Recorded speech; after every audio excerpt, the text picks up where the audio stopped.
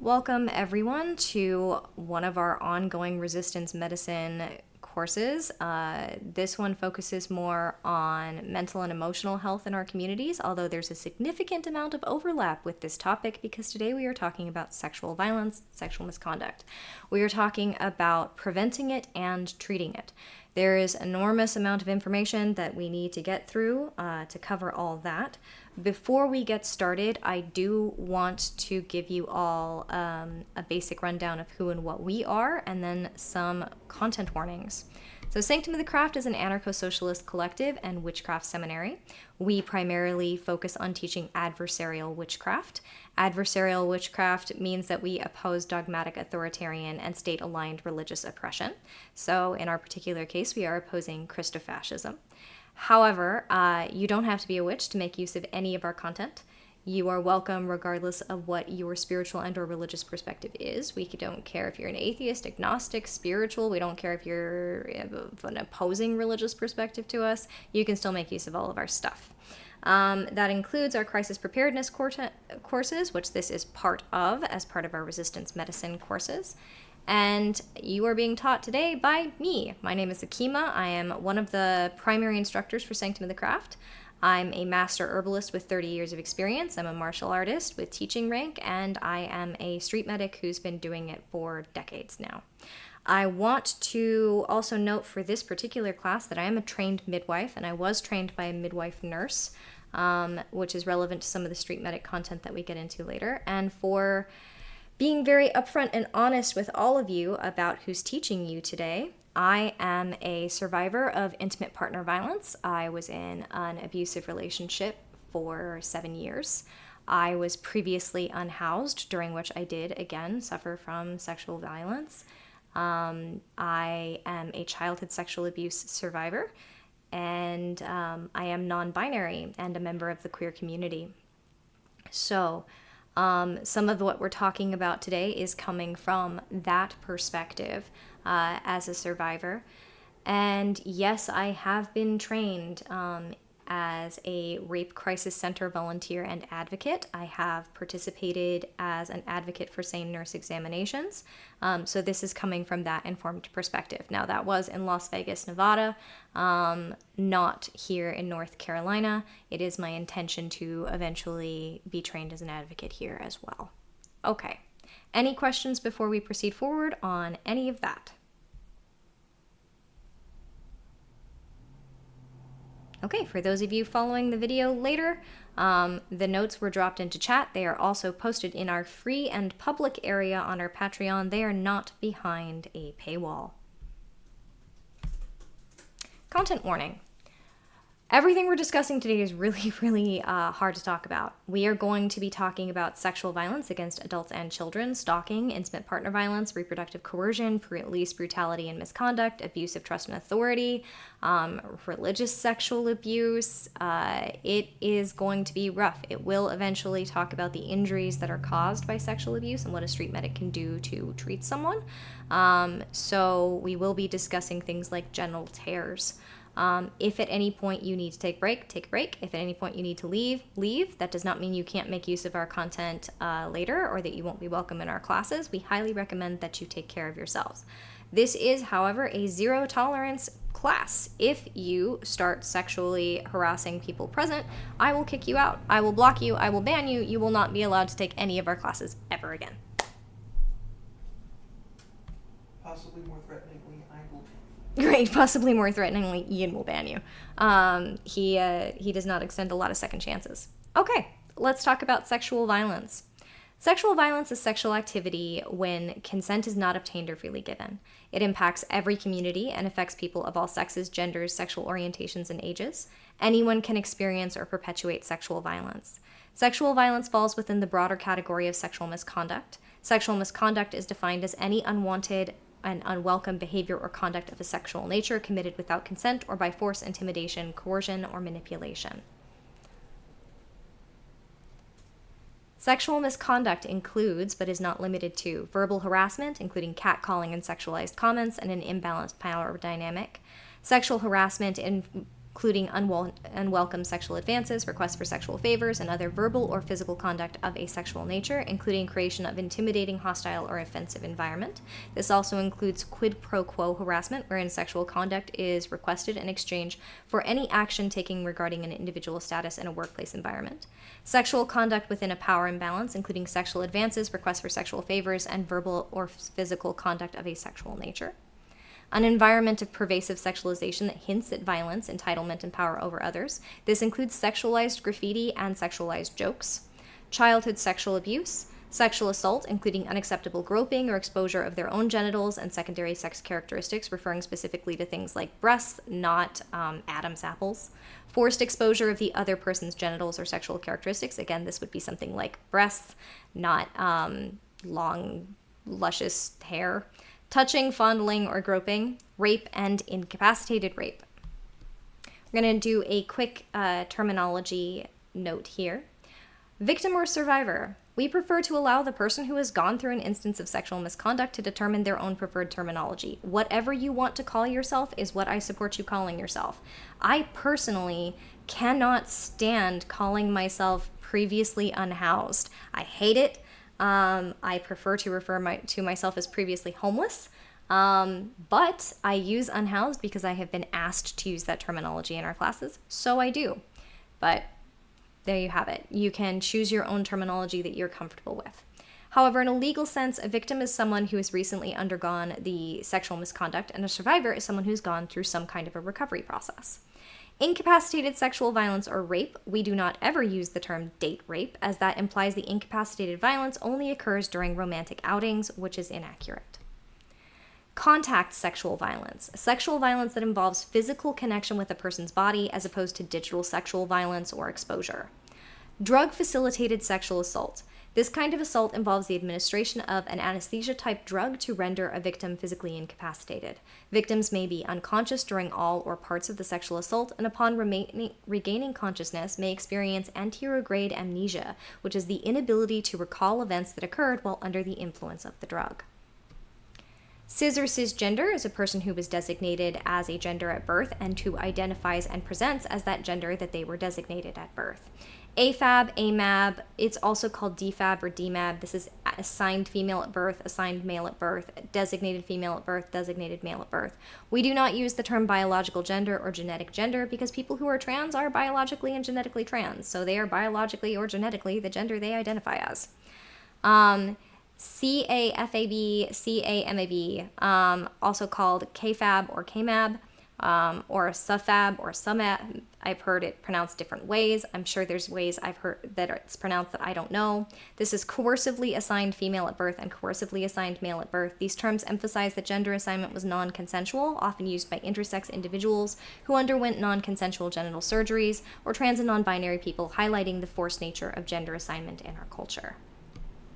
Intersex is a person whose genotype, hormone profile, reproductive organs, or genitalia do not fall into binary conceptualizations of sex. For example, having a genotype other than XX or XY. Intersex persons are more common than natural redheads. Involuntary sex or forced sex. We never use these terms, and we may ask you to leave if you keep using them. There is no such thing as forced or involuntary sex, just rape. And young women. We never use this term, and we ask that you not use it either. The term that we use is AFAB child, because a young woman is a child. Any questions on terminology before we get into some statistics? Okay. Please make sure to raise your hand or use your mic to catch my attention if I blow past a question that you have or a comment. Statistics help us grasp the scale. We are going over these statistics that all present on the same, so that all present are on the same page as to how pervasive, rampant, and destructive this problem is in our society. It should be noted that all of these statistics are the lower bounds. They are based on people who have realized what has happened to them and then been willing to report in the face of cultural attitudes and backlash that occur when they do so. People may not actually realize that they have raped someone else or engaged in sexual misconduct, and people who have suffered sexual violence are sometimes unaware that they have suffered it, as the culture we exist in normalizes certain behaviors and dismisses complaints. When they do realize it, they often do not report it. I actually taught a sexual violence seminar previously. It's not this one, it's a differently structured one. wherein a person had a crying breakdown because they realized they were a rapist. That was an interesting thing to have happen. Someone is sexually abused in the United States every 74 seconds. Over 50% of cis women and nearly 1 in 3 cis men have experienced sexual violence. Around 1 in 5 cis women in the US have been the victims of rape or attempted rape. The number is higher for cis black women, over 1 in 4 affected. It is even higher still among Native American cis women, with more than 4 in 5 being the victim of rape or attempted rape in their lifetime.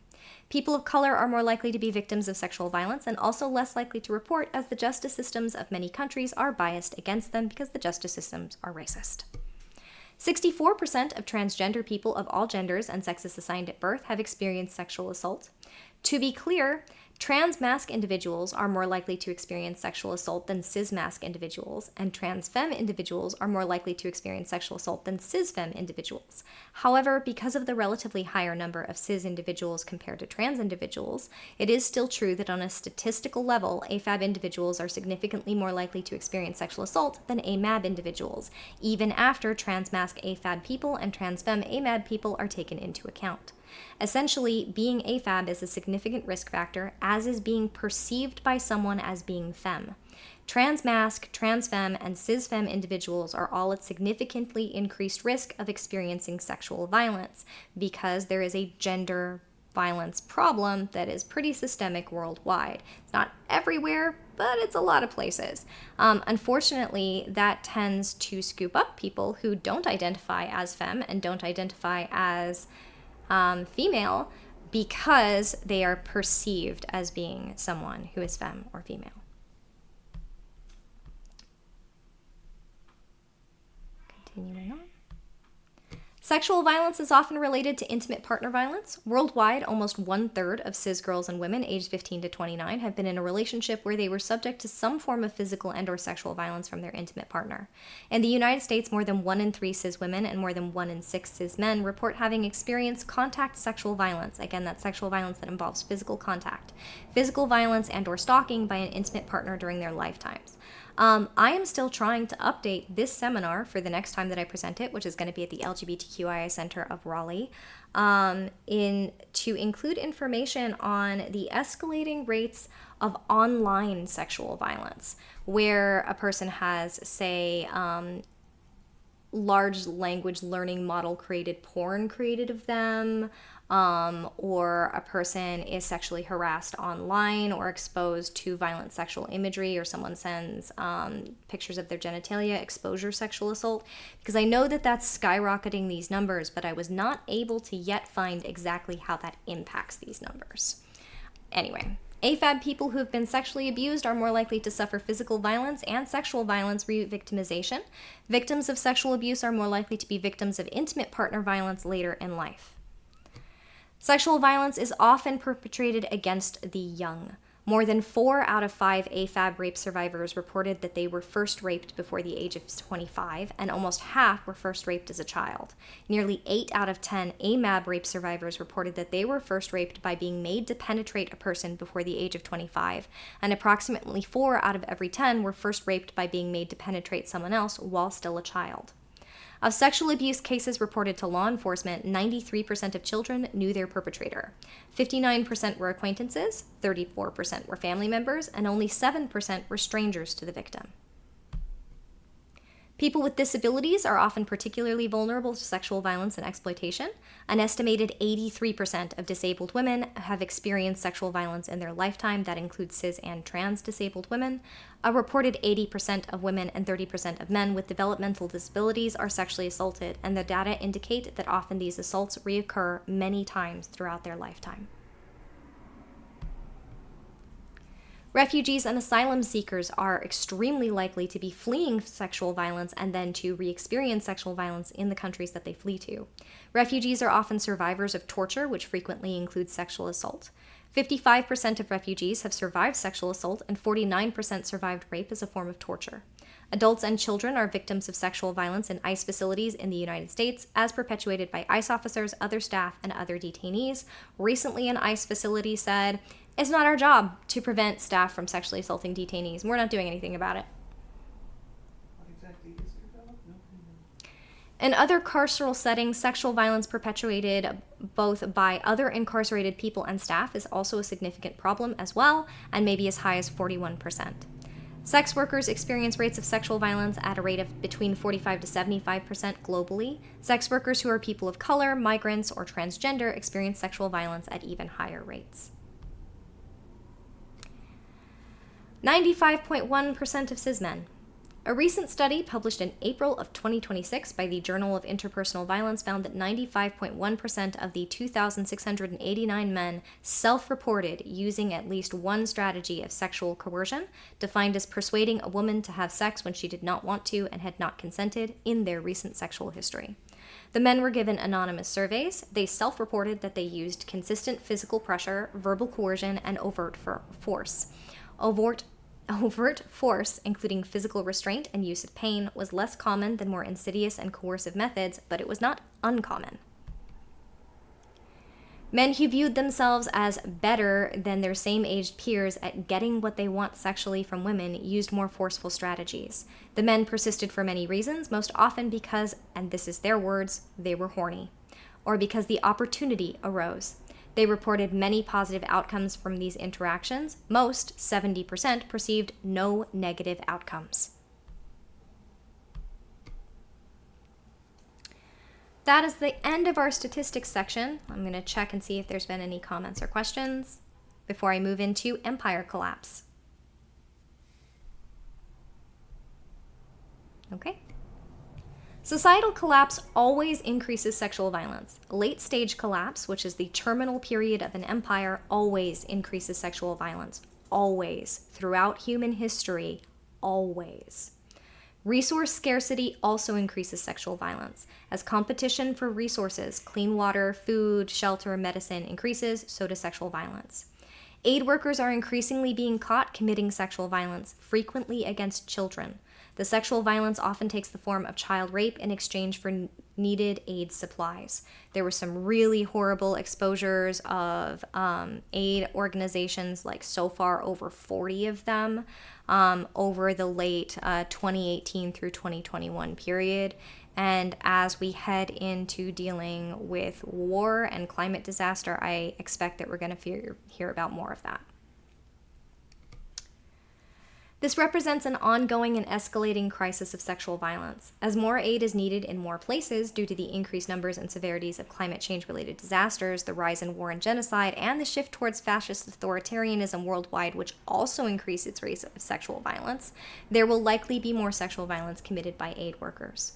Social norms that encourage sexual violence are also globally on the rise amongst young cis men exposed to extremist content online. Young men are being funneled down alt-right rabbit holes that fuel gender-based violence. We have an entire class that I am happy to give you the notes for if you would like to read them, on how misinformation and disinformation spreads in our communities and how we can actually fight back against it. That seminar goes into exactly how these people are being recruited into the alt-right rabbit hole, the tactics that are used, why it's so effective, the statistics of it, and the only things that have ever been found effective at fighting it. So let us know if you want it, and we'll drop it into the chat.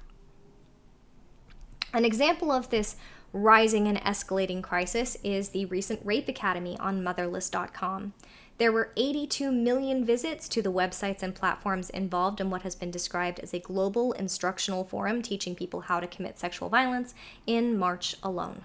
Everyone keeps citing these 62 million visits, but March was actually higher. It was 82 million. The impact of this rising tide. Sexual violence may cause physical injuries. That's what most people think about. It will likely also have a psychological impact on the victim, including contributing to acute stress disorder that may develop into post-traumatic stress disorder, anxiety, depression, non-suicidal self-harm, and suicidal ideation.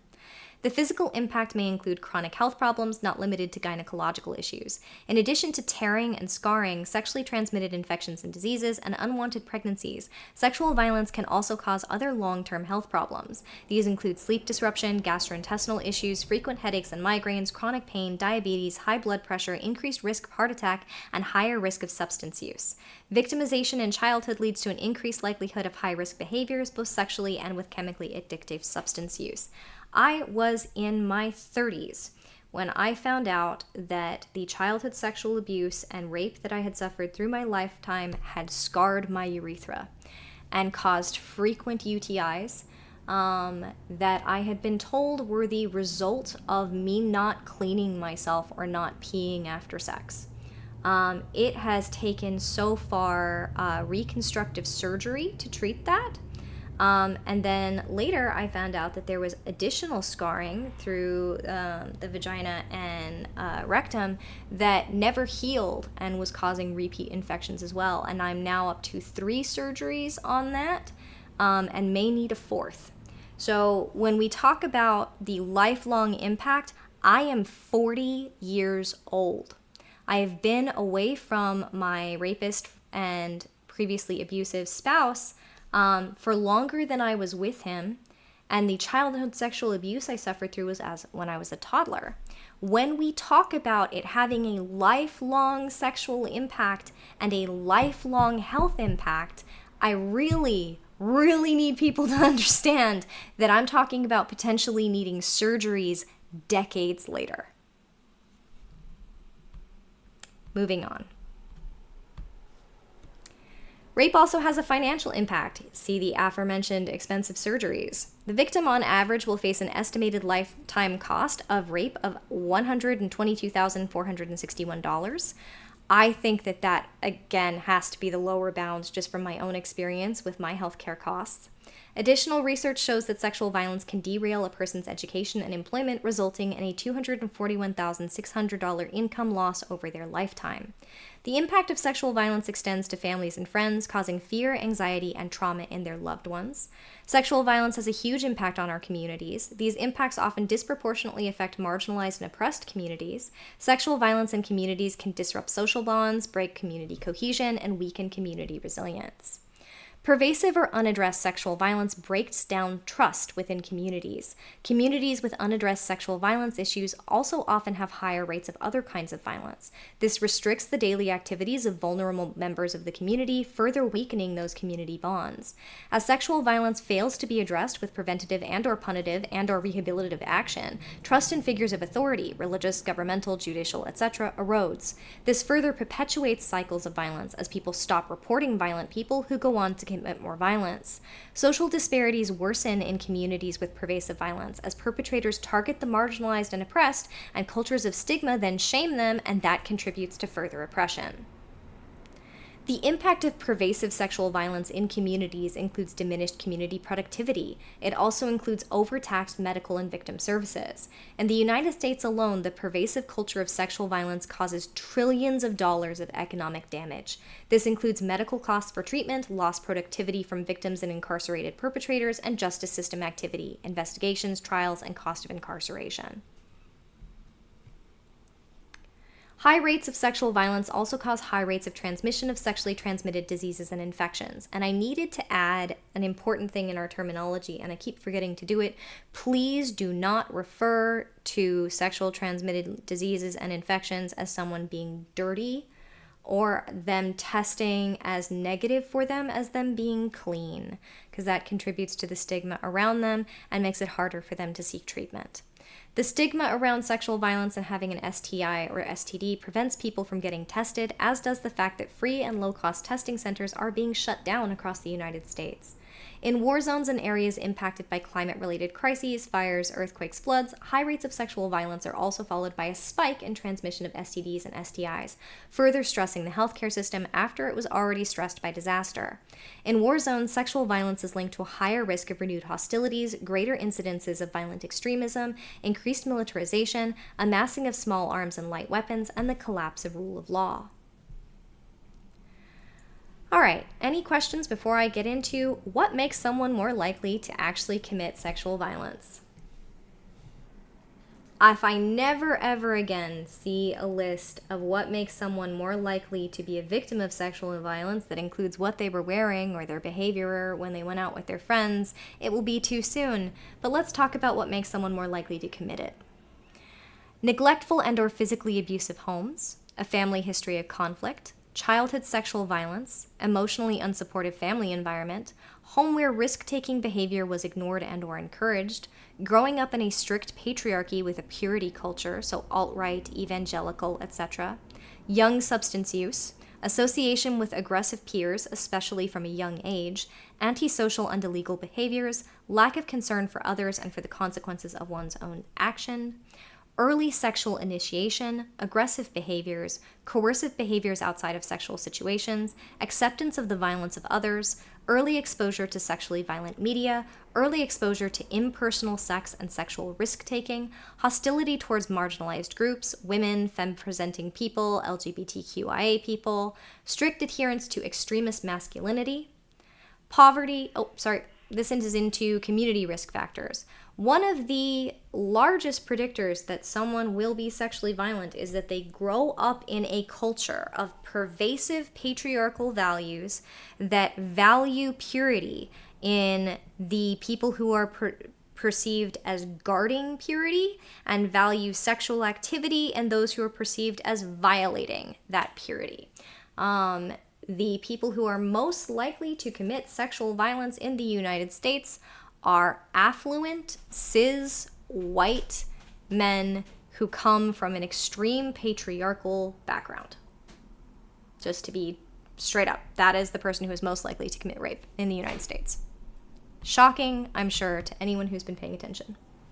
Community risk factors: poverty, lack of employment opportunities, rampant substance use, lack of education, lack of comprehensive sex education, lack of health care, lack of a social safety net during adverse circumstances, lack of institutional support from the judicial system, high levels of other crime and other forms of violence, a culture of entitlement from one group to the bodies of another, cis men to cis women, white people to black people, white people to Latin people, etc. They literally treat the bodies of other people as if they are property.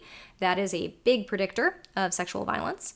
A cultural belief that some people are naturally inferior or not fully human. Negative and harmful beliefs against groups of people due to their race, ethnicity, sex assigned at birth, gender presentation, sexual orientation, level of physical ability, social class, country of origin, etc.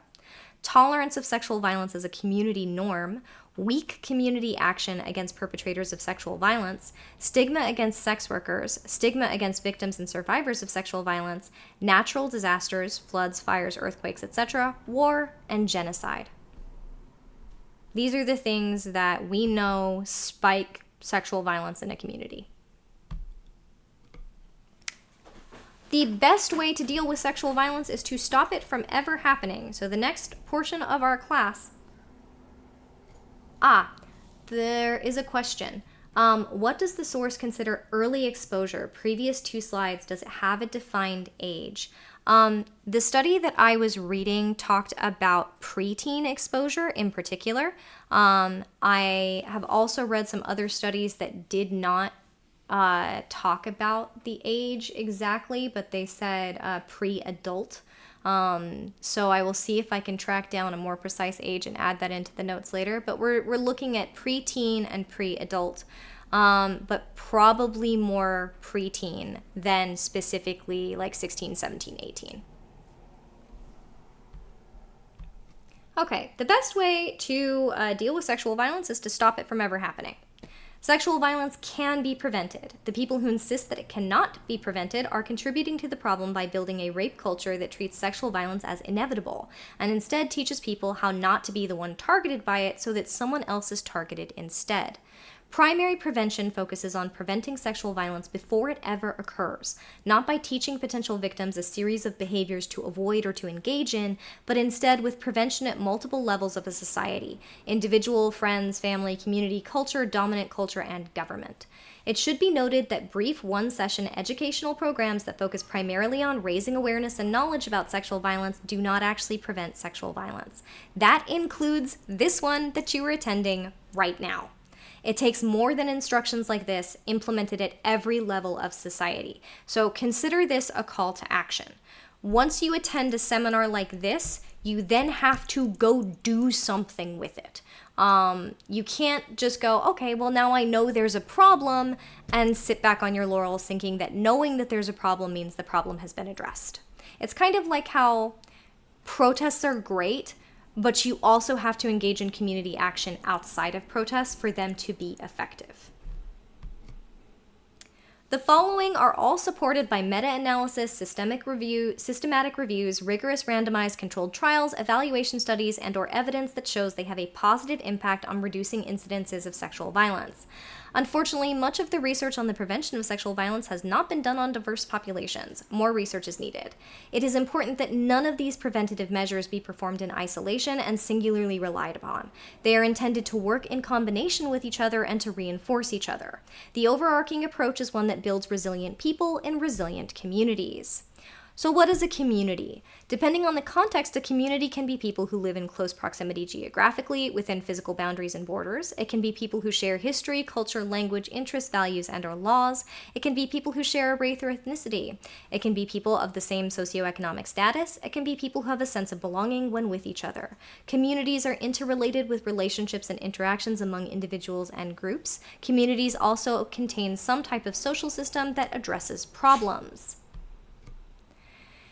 Developing community resilience to sexual violence requires people in the community to view doing so as part of their common interest in that community. It calls for socialization that encourages the prevention of sexual violence as part of the overarching culture. Promoting social norms that protect against sexual violence includes the de-radicalization of cis boys and men and AMAB individuals. This works best when done using early intervention and pre-bunking techniques. Pre-bunking is a technique that we go into in depth in our misinformation and disinformation work. It basically means that rather than debunking something that someone has started to believe in already, you pre-bunk it, which means that you argue with it before they become exposed to it. So instead of going around trying to teach people, hey, I know that you've been told that the victim shares some responsibility for being sexually assaulted, but actually they don't. You teach them in advance of ever encountering that information is wrong, which is why comprehensive sex education early is so important. It also requires a shift in our ideas about bystander intervention. We're going to get into that more later. Building community resilience also requires helping at-risk youth before they ever grow up to become sexual predators or at risk for being sexually preyed upon. A great predictor of later vulnerability to both becoming a sexual predator and being vulnerable to sexual violence is violence in the home as a child growing up. Community programs aimed at helping people safely escape abusive environments are only part of how a community can prevent this. Programs that prevent home environments from becoming neglectful and/or physically abusive can also reduce sexual violence in communities. These programs can address individual, family, school, and community factors associated with violence descending down through generations. These include psychological services, therapy, counseling, parental training for adults, substance use recovery programs, and economic support, microloans, food support, free healthcare, free childcare, etc. If you, as a person, are attending our classes and you're going out there providing food support to communities, mutual aid, collective action, disaster relief, you are already acting to reduce sexual violence in your community. Community resilience also depends on education and psychological support. Social and emotional learning is the one that a lot of people cite to me as being an important educational model through which children and adults may acquire the necessary skills to manage their emotions, set healthy goals, understand and demonstrate empathy, maintain positive relationships, and make responsible decisions. It focuses on building self-awareness, self-management, social awareness, relationship skills, and responsible decision-making. Implementing social and emotional learning in schools, after-school programs, and therapy reduces incidences of all kinds of violence, including sexual violence. However, care needs to be taken that social and emotional learning-based methodologies are not used in isolation. Social and emotional learning methodologies have been found to reduce incidences of overt sexual violence, but not covert sexual violence. Children predominantly educated using social and emotional learning methodologies may still engage in sexual violence, but they're more likely to hide it. One of the things to be aware of is that people are perfectly capable of learning the language of healthy emotions and then using that to manipulate others. I'm sure that at some point you have encountered someone who uses therapy speak in an abusive fashion. It is a rising trend on social media to learn just enough therapy speak to use it to attack others. That is one of the consequences of doing the social and emotional learning methodologies all on their own. Integrative approaches may be best. An integrative approach that implements both social and emotional learning and gender-based violence prevention education may be far more effective. Gender-based violence prevention education also teaches educators and other societal role models how to build safer spaces in their communities so they can better prevent both overt and covert sexual violence, as well as teaching children and adults how to build healthy relationships. Gender-based violence prevention programs can be done in a non-gender essentialist and non-cis-centric fashion. Unfortunately, a lot of the time when I see them implemented, they are gender essentialist and they are cis-centric, which is leaving out a huge portion of the problem, which is why I prefer comprehensive sexuality education methodologies that then incorporate gender-based violence education and social and emotional learning. They are far more effective than abstinence-only approaches at reducing both sexual violence perpetration and risk factors. Technically, comprehensive sexual education programs should also include gender transformative programming, emotional learning, child abuse prevention anyway, so it could be considered the umbrella approach, which addresses multiple risk factors associated with sexual violence perpetration. Comprehensive sexual education should also focus on teaching dating and intimate relationship skills to adolescents, especially those that counter pervasive social pressures from online radicalization movements. Childhood sexual education should begin very, very young with child-appropriate education on identifying body parts and knowing what is allowed and safe touch by others and what isn't. Childhood sexual education can help prevent childhood sexual abuse. Research shows that the ability of a child to prevent or report child abuse is dependent in part on their understanding of their own bodies, including the correct names of body parts, the recognition that they have bodily autonomy, and the skills to communicate with a caring adult regarding perceived or real danger. If they know that that's their penis instead of a silly pretend word, they can tell an adult, someone is touching my penis and you told me that was not okay. Safe dates programs. An example of a dating skill program that can be incorporated alongside other forms of childhood sexual education is Safe Dates program, which teaches healthy relationship skills to adolescents, including positive communication, anger management, and conflict resolution. It is structured as a play followed by a 10-session curriculum focused on attitudes and a poster contest. It also includes materials to be taken home to educate parents. Youths who participated in the Safe Dates program reported from 56% to 92% less dating violence victimization and perpetration compared to controls at a follow-up, which is a pretty significant reduction. Childhood sexual education should be, or comprehensive sex education should be comprehensive. Shocking. Comprehensive sex education needs to address dominant attitudes and beliefs about sex, which have a significant impact on rates of sexual violence in communities. Some major facets of sociocultural influence on rates of sexual violence include whether a group feels they can exert their power over others to keep them oppressed by using sexual violence as a weapon, whether a group in power feels entitled to the bodies of the members of a group sexually and in other ways, such as from free labor, the perception of one group as being symbols of purity who are responsible for guarding that purity, and sex violence being a taboo topic of discussion. Comprehensive sex education should be combined with socio-emotional learning and gender-based violence prevention education. Empowerment-based sex education. Empowerment-based sex education for AFAB children and femme-presenting college students can also reduce the risk of victimization. The approach focuses on strengthening the ability of AFAB children and femme-presenting college students to assess the risk of violence, including sexual violence, in their relationships. The programs build skills to handle fear, internalize sexual norms, and internalize shame so that AFAB children and femme-presenting college students are less likely to enter into and/or stay in sexually violent relationships. Some incorporate physical self-defense training training as well. The one that I participated in that welcomed AFAB people, it welcomed femme identifying and femme presenting people, and it welcomed basically people who were at risk because they were perceived as being femme regardless of whether they were or not. That was the program I participated in, and it did include teaching self-defense as well. An example of this kind of intervention is the Enhanced Assess, Acknowledge, Act program, a 12-hour victimization prevention program for college-age femme-presenting people that helps them assess their risk of violence from people in their lives and overcome emotional barriers in acknowledging danger. They are taught verbal and physical strategies to reduce risk for violence, including sexual violence. In one study performed on Canadian college students, participants were 50.4% less likely to experience a rape or attempted rape at a one-year follow-up than their control group. They also had a lower risk of sexual coercion and other non-consensual sexual contact than the control group. Participation-based models have been found to be more effective than those that simply lecture. This is, unfortunately, a lecture-based seminar, but we do teach more participation-based classes on these same topics as part of our comprehensive sex education program. Those ones, unfortunately, are live because they are participation-based.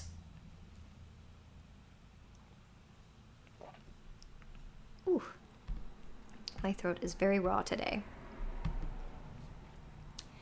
Economic insecurity. It is important not to just educate people about gender-based violence, but to actually build resilience against it. This is primarily done by providing opportunities for AFAB people and cis and trans girls and women to advance socially and structurally in their communities.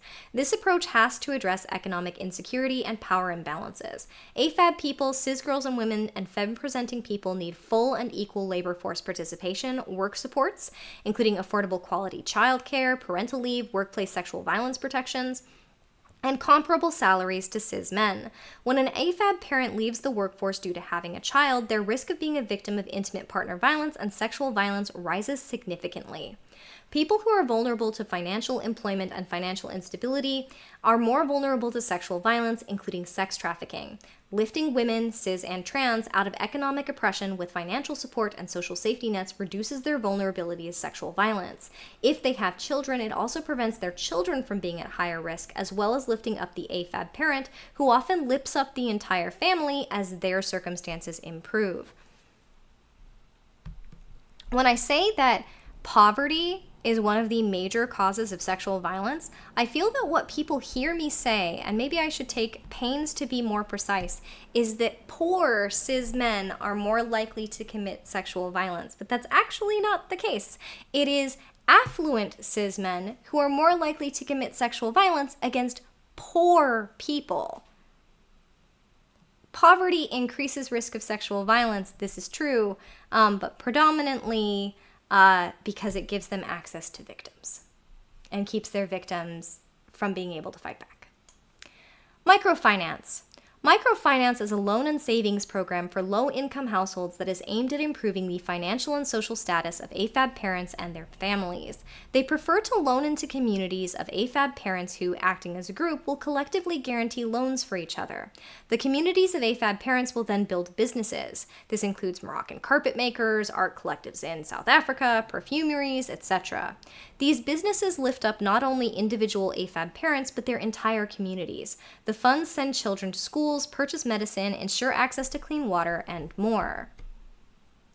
The microloans have positive impacts on the community that include reducing intimate partner violence, lowering incidences of sexual violence, including sex trafficking, lowering rates of sexually transmitted diseases and infections, and ensuring economic opportunities for people beyond those who receive the loans as they gain access to educational opportunities. Microfinance loans that were given in combination with training to combat sexually harmful cultural norms and that addressed health topics like STD and STI transmission, pregnancy, etc., reduced participants' experience of physical and sexual and intimate partner violence by half over 2 years in the program compared to the control groups.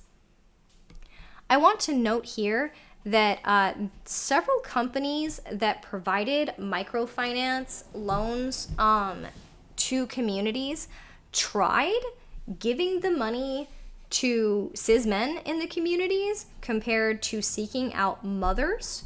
And they found that many cases, those loans got frittered away in order to make that person look more successful in their community.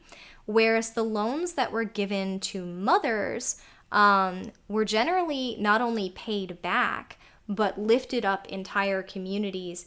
And the mothers would all work together to make sure the loan was repaid and to be able to apply for further loans in the future. So that's why it's particularly targeted at mothers. Skills training. Effective programming aimed at AFAB children to help them develop skills and abilities to succeed in culturally adverse circumstances also has to create a safe space for those AFAB people to learn in. Unfortunately, programs aimed at teaching skills to AFAB children may provide access to predatory people, unless steps are taken to make sure that the program is a safe place for them. Leadership opportunities for AFAB people and cis girls help reduce the marginalization and oppression that puts them at higher risk for sexual violence. It is extremely important to create protective environments. People are at risk of sexual violence in every environment that they are in. This includes their own families, their friend groups, their social environments, sports, clubs, hobbies, their spiritual and religious groups, their workplaces, etc. Every single environment a person is within needs to be shifted culturally towards protecting against sexual violence rather than perpetuating it. This can be done through education, improving safety and monitoring, establishing and consistently applying policies, and addressing larger community-level risks through broad cultural approaches.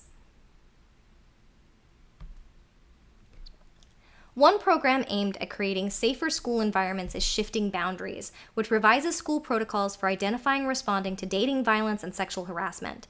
It institutes the use of temporary building-based restraining orders to reinforce respectful boundaries between victims and perpetuators of violence, and it increases staff monitoring.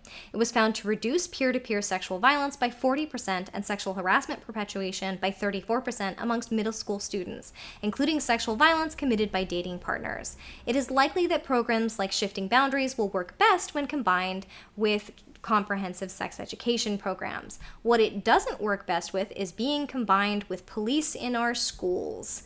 I was running out of time in this lecture format, but I will note here briefly that putting police in schools does not and never has reduced rates of sexual violence. It actually raises rates of other kinds of violence in school to do that. Workplace sexual violence. Workplace efforts to reduce sexual violence cannot be only information-based, but rather need to involve proactive efforts to change company culture and address sexual violence before it occurs, with zero tolerance after it does occur. A seminar followed by pizza in the break room only works if predators are actually removed from workplaces and workplace cultures shift to a protective environment. Support is prevention. Support for victims and survivors also reduces sexual violence, as people who have been victims and survivors previously and who do not receive adequate support after are more likely to be re-victimized. Services need to be victim-centered, not focused on penalization of the perpetrator. Punishment isn't a service to the survivor. They need to include prevention-based treatment for at-risk children to help prevent the problem of sex offending as they grow older. Rape crisis centers are one such victim-centered service where victims and survivors can access mental health services and victim advocacy. I want to note, when I got out of my abusive relationship, I enrolled my child in a program that taught my child how not to engage in intimate partner violence himself or sexual violence himself when he was a child. I enrolled him at the age of 3. He stayed in that program for years. It was wildly effective. They've seen really, really, really good results from teaching children who are survivors of the environment where one parent was being abused how not to mimic the abusive behaviors that they witnessed at home. And it was extremely effective for us, and I'm so glad that we did it, because he had already, at the age of 3, started mimicking his father. SART and SANE. Sexual assault response teams are victim-centered, trauma-informed first responders to victims of sexual assault in communities across the United States. The core membership of a SART includes law enforcement, medical providers, and community-based victim advocates. They are both first responders to acute incidences of sexual violence and work to improve responses from the community overall. Sexual assault nurse examiner programs are also victim-centered, trauma-informed medical response programs. Therapy. Therapy, both through a rape crisis center and from other sources, can also help people recover from sexual violence and lessen the chances of re-victimization. Trauma-focused cognitive behavioral therapy is an evidence-based therapy that can help not only survivors, but those supporting survivors, their parents, their caregivers, family, partners, etc., recover from sexual abuse and deal with mental health effects, PTSD, depression, anxiety, risk-taking behavior, etc. People who received cognitive behavioral therapy maintained their improvement and recovery significantly more than people who were in supportive counseling alone. People with acute stress disorder and PTSD also tend to drop out of supportive counseling, but they tend to stay more committed to trauma-focused CBT.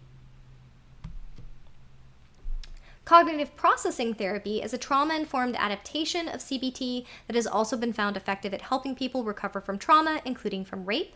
And eye movement desensitization and reprocessing therapy may also be an effective therapy to help someone recover from sexual violence. A number of studies have shown to potentially be as effective as cognitive behavioral therapy. Prolonged exposure therapy has also been used to effectively help someone recover from post-traumatic stress disorder and depressive symptoms following sexual violence. I personally was not a fan of it as compared to cognitive behavioral therapy, but I am not your therapist and I cannot tell you what is best for you or for your community. Therapy aimed at prevention, however, works best. The most effective way of dealing with sexual violence, again, is to prevent it. Therapy aimed at prevention is more effective than therapy aimed at recovery. Therapeutic approaches that focus on high-risk children who are likely to grow up to be perpetrators and/or victims of sexual violence has been found effective at preventing re-victimization and victimization in communities. One example of this kind of therapy program is Children with Problematic Sexual Behavior Cognitive Behavioral Treatment Program, School Age Program. This is PSB-CBT. PSB-CBT is designed to reduce and eliminate sexual behavioral problems in children before they develop into teens and adults. It's family-oriented and educational, using comprehensive sex education in combination with therapy, as well as being based on cognitive behavioral therapy. It also teaches parents and caregivers skills to help their child develop in a way that decreases incidences of sexual violence. PSB-CBT has been found more effective than play therapy at reducing incidences of sexual violence over a 10-year period. Another youth-focused therapy is multisystemic therapy program, problem sexual behavior, MST-PSB, which focuses on the overall social benefits that impact an individual growing up to be sexually predatory, including the fact that the parents are likely to ignore and excuse their child's inappropriate behavior. It promotes the development of healthy relationships and age-appropriate sexual experiences, and it incorporates both family therapy and individual therapy. And those who have already offended, MST-PSB participants have fewer rearrests for sexual violence than those in the control group, and 83% fewer arrests for sexual crimes 8 years later. Additionally, MST-PBS doesn't just decrease sexual violence, but also other risk-taking, illegal, and unethical behavior, as well as reduces other out-of-home placements and mental health facilities and group homes. I wish that more parents, when they start realizing that their teenagers were engaging in sexually violent behavior, would get their kids into these programs. They exist and they are wildly effective, and they are underutilized. Now, part of the reason they're underutilized is that people don't have health insurance that covers mental health services. However, if they are willing to go through their schools or they're willing to go through a rape crisis center, sometimes they can get hooked up with this therapy for free, which is one of the reasons I'm teaching this course, is to draw awareness to the fact that you can get someone enrolled in these programs even if a family doesn't necessarily have the money to pay for it. I will also note that sometimes someone who has engaged in a sexually violent juvenile offense is required to take this therapy, and then the state pays for it.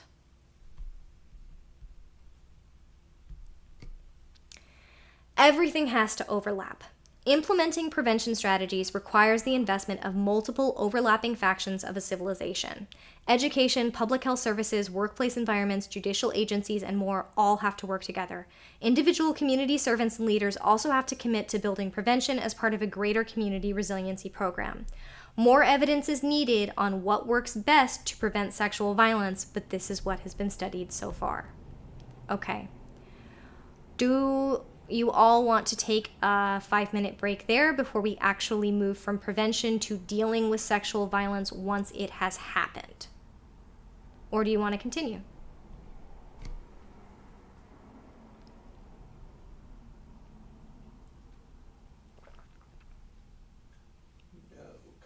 No comments. Okay, we'll continue. Here we go. Oh, there we go. Well, Someone said break would help, but I can continue. Let's take, I'll pause the recording. I think I can do that. You can. It only has stop recording now. Where did pause recording go?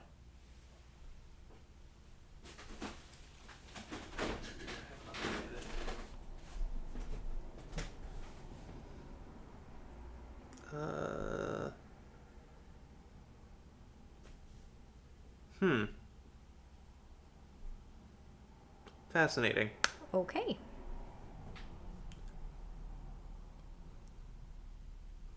We will not pause the recording because we can't. But a 5-minute break is okay. Yep, we'll still go ahead and take a quick break. That's really weird. Yeah, we used to be able to pause the recording. Yeah. Stop changing the softwares I use. I had you. Old person shakes cane at sky. Stop it. I am considering getting the oven preheating. Go ahead. It's an hour and 20 minutes before class is done. Yeah. I'll be right back up. Okay. So So while we're taking our quick break, did you all learn anything you didn't already know?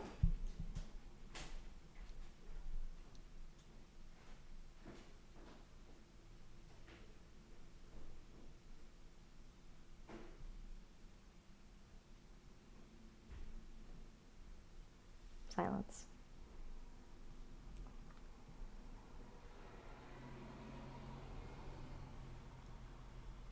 That is good to know. Someone said, so far I've been quite familiar with all of this information. And someone else said, learn some new names of new strategies. Excellent. Both of these are to be expected. Whenever I teach a class on this topic, sometimes people are like, nope, I knew all this. All it did is reinforce it. And then other people are like, I didn't know any of this. I get the full spectrum. I'm always curious.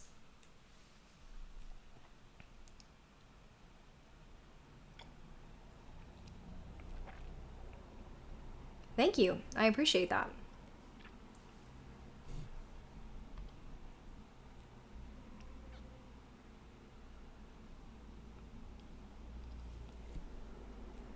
I guess we will start again at 8, is what we'll do. That gives everyone a chance to grab some water. Take a minute before we get into this next chunk.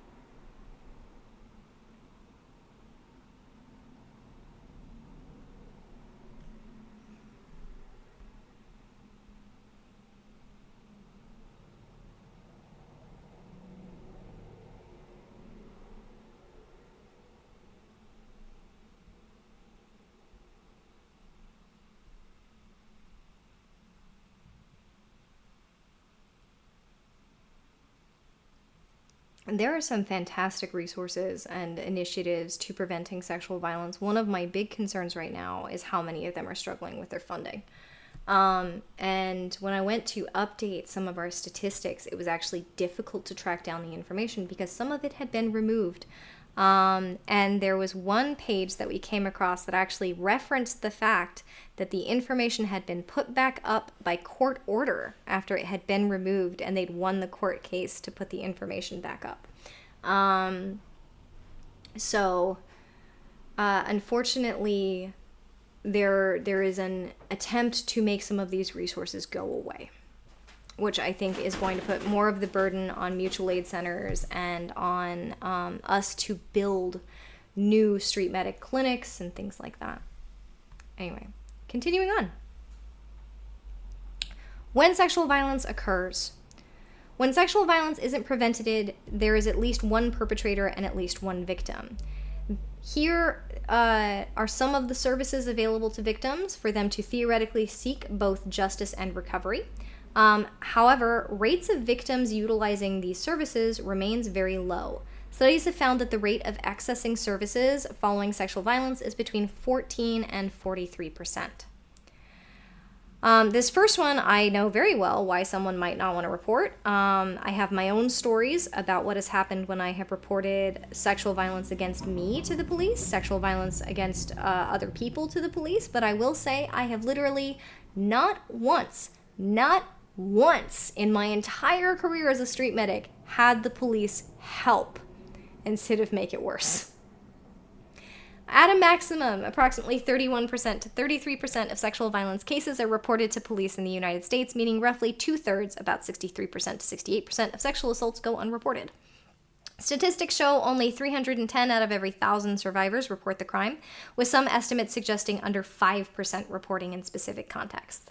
On the lower number, where it is theorized only 5% of incidences of sexual violence are reported to police, people cite numerous reasons for lack of reporting to police, including shame, not wanting to get in trouble, fear of disbelief from law enforcement, and the use of substances at the time of the assault.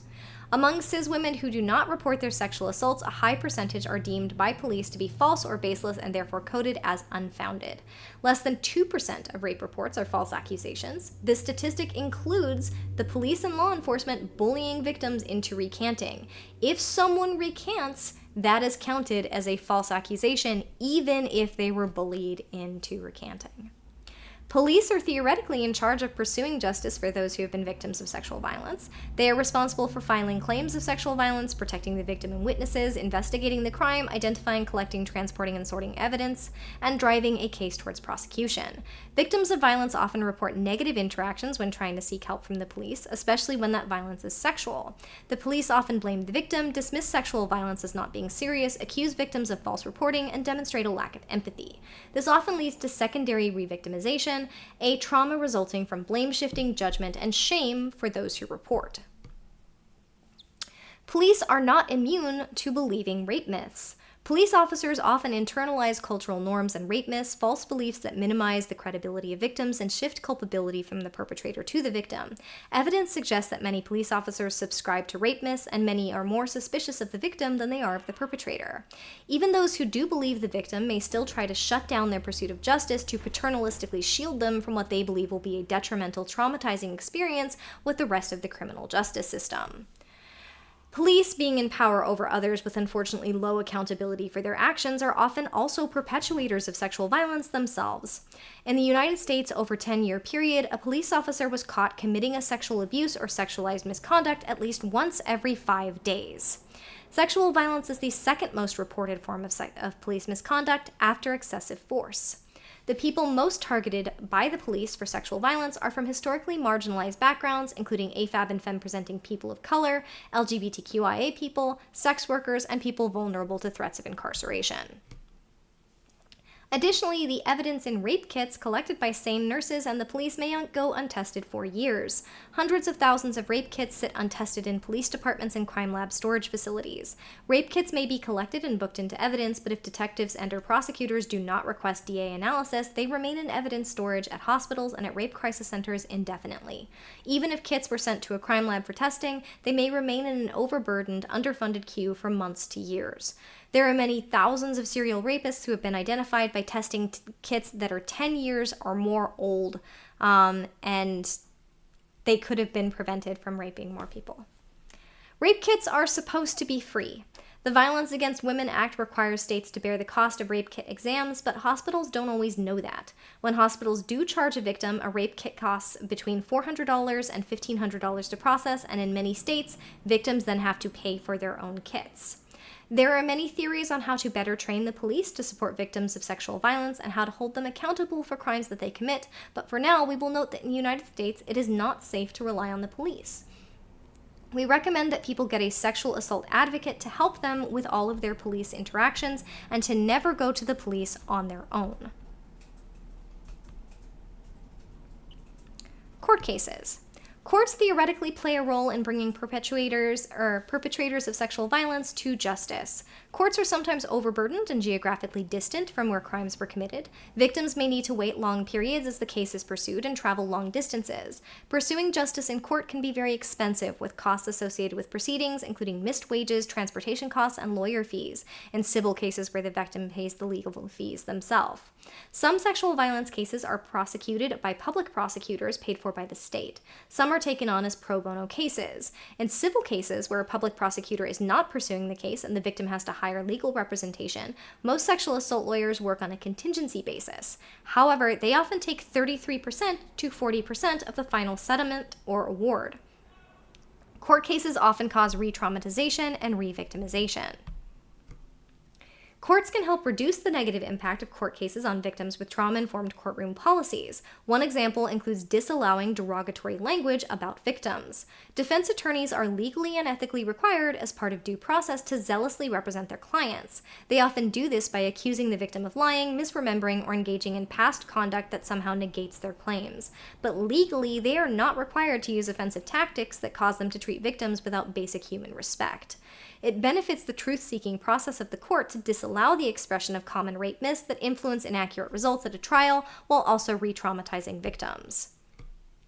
Courts cannot prevent cross-examination, but in cases where the defendant's attorney is attacking the witness or victim, they can address tone and limit personal attacks. Additionally, they should carefully monitor and limit cross-examination when the alleged perpetrator is representing themselves and cross-examining their alleged victim.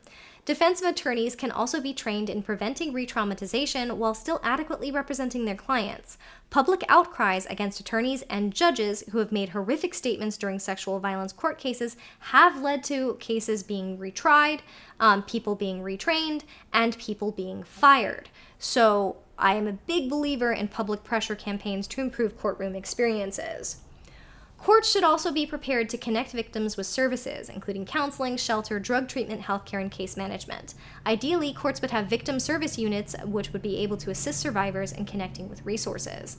Courts can also create victim spaces that are safe spaces for victims to go to, where defendants may not be, away from loud and busy areas in the courthouse. Items can be stocked to help victims, such as earplugs, fidget toys, water, puzzles, and information on breathing techniques for calming down, or videos people can access on guided calming techniques.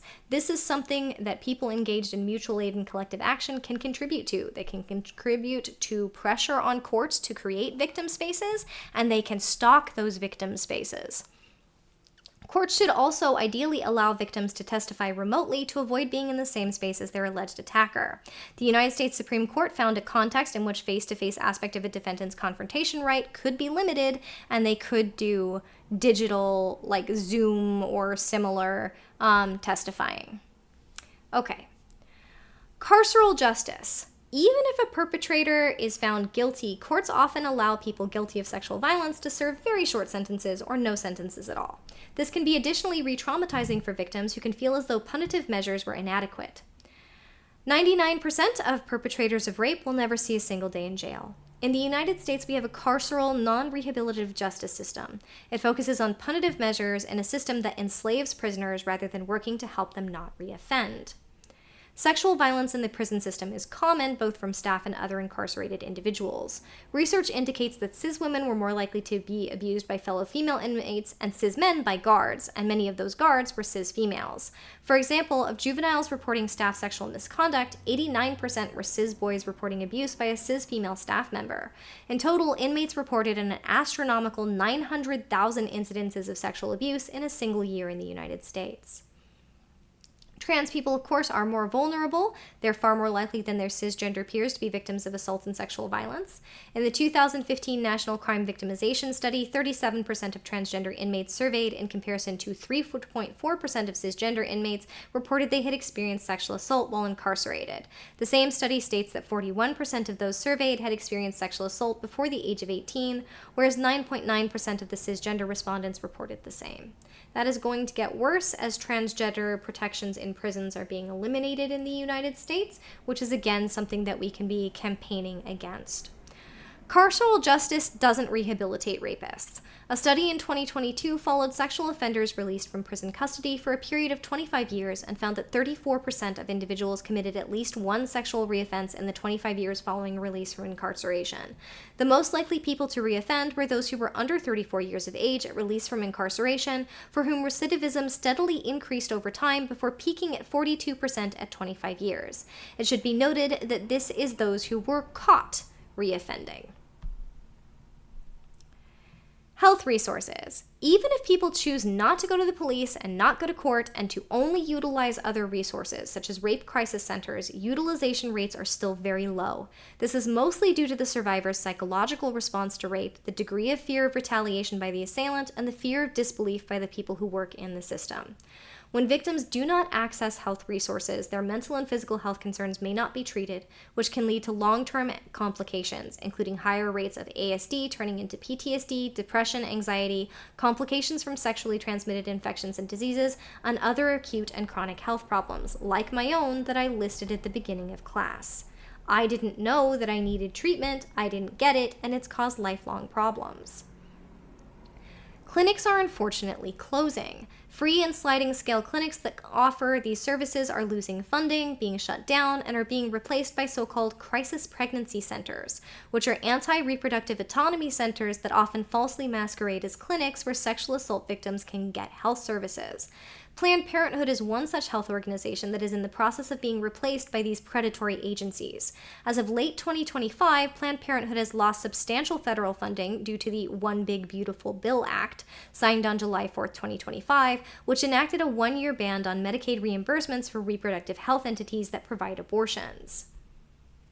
Public health clinics that prevent STDs and STIs from spreading, end unwanted pregnancies, and treat the injuries associated with sexual violence save the United States billions to trillions of dollars every year. Every dollar invested just into public health planning funding saves taxpayers $7 in Medicaid costs.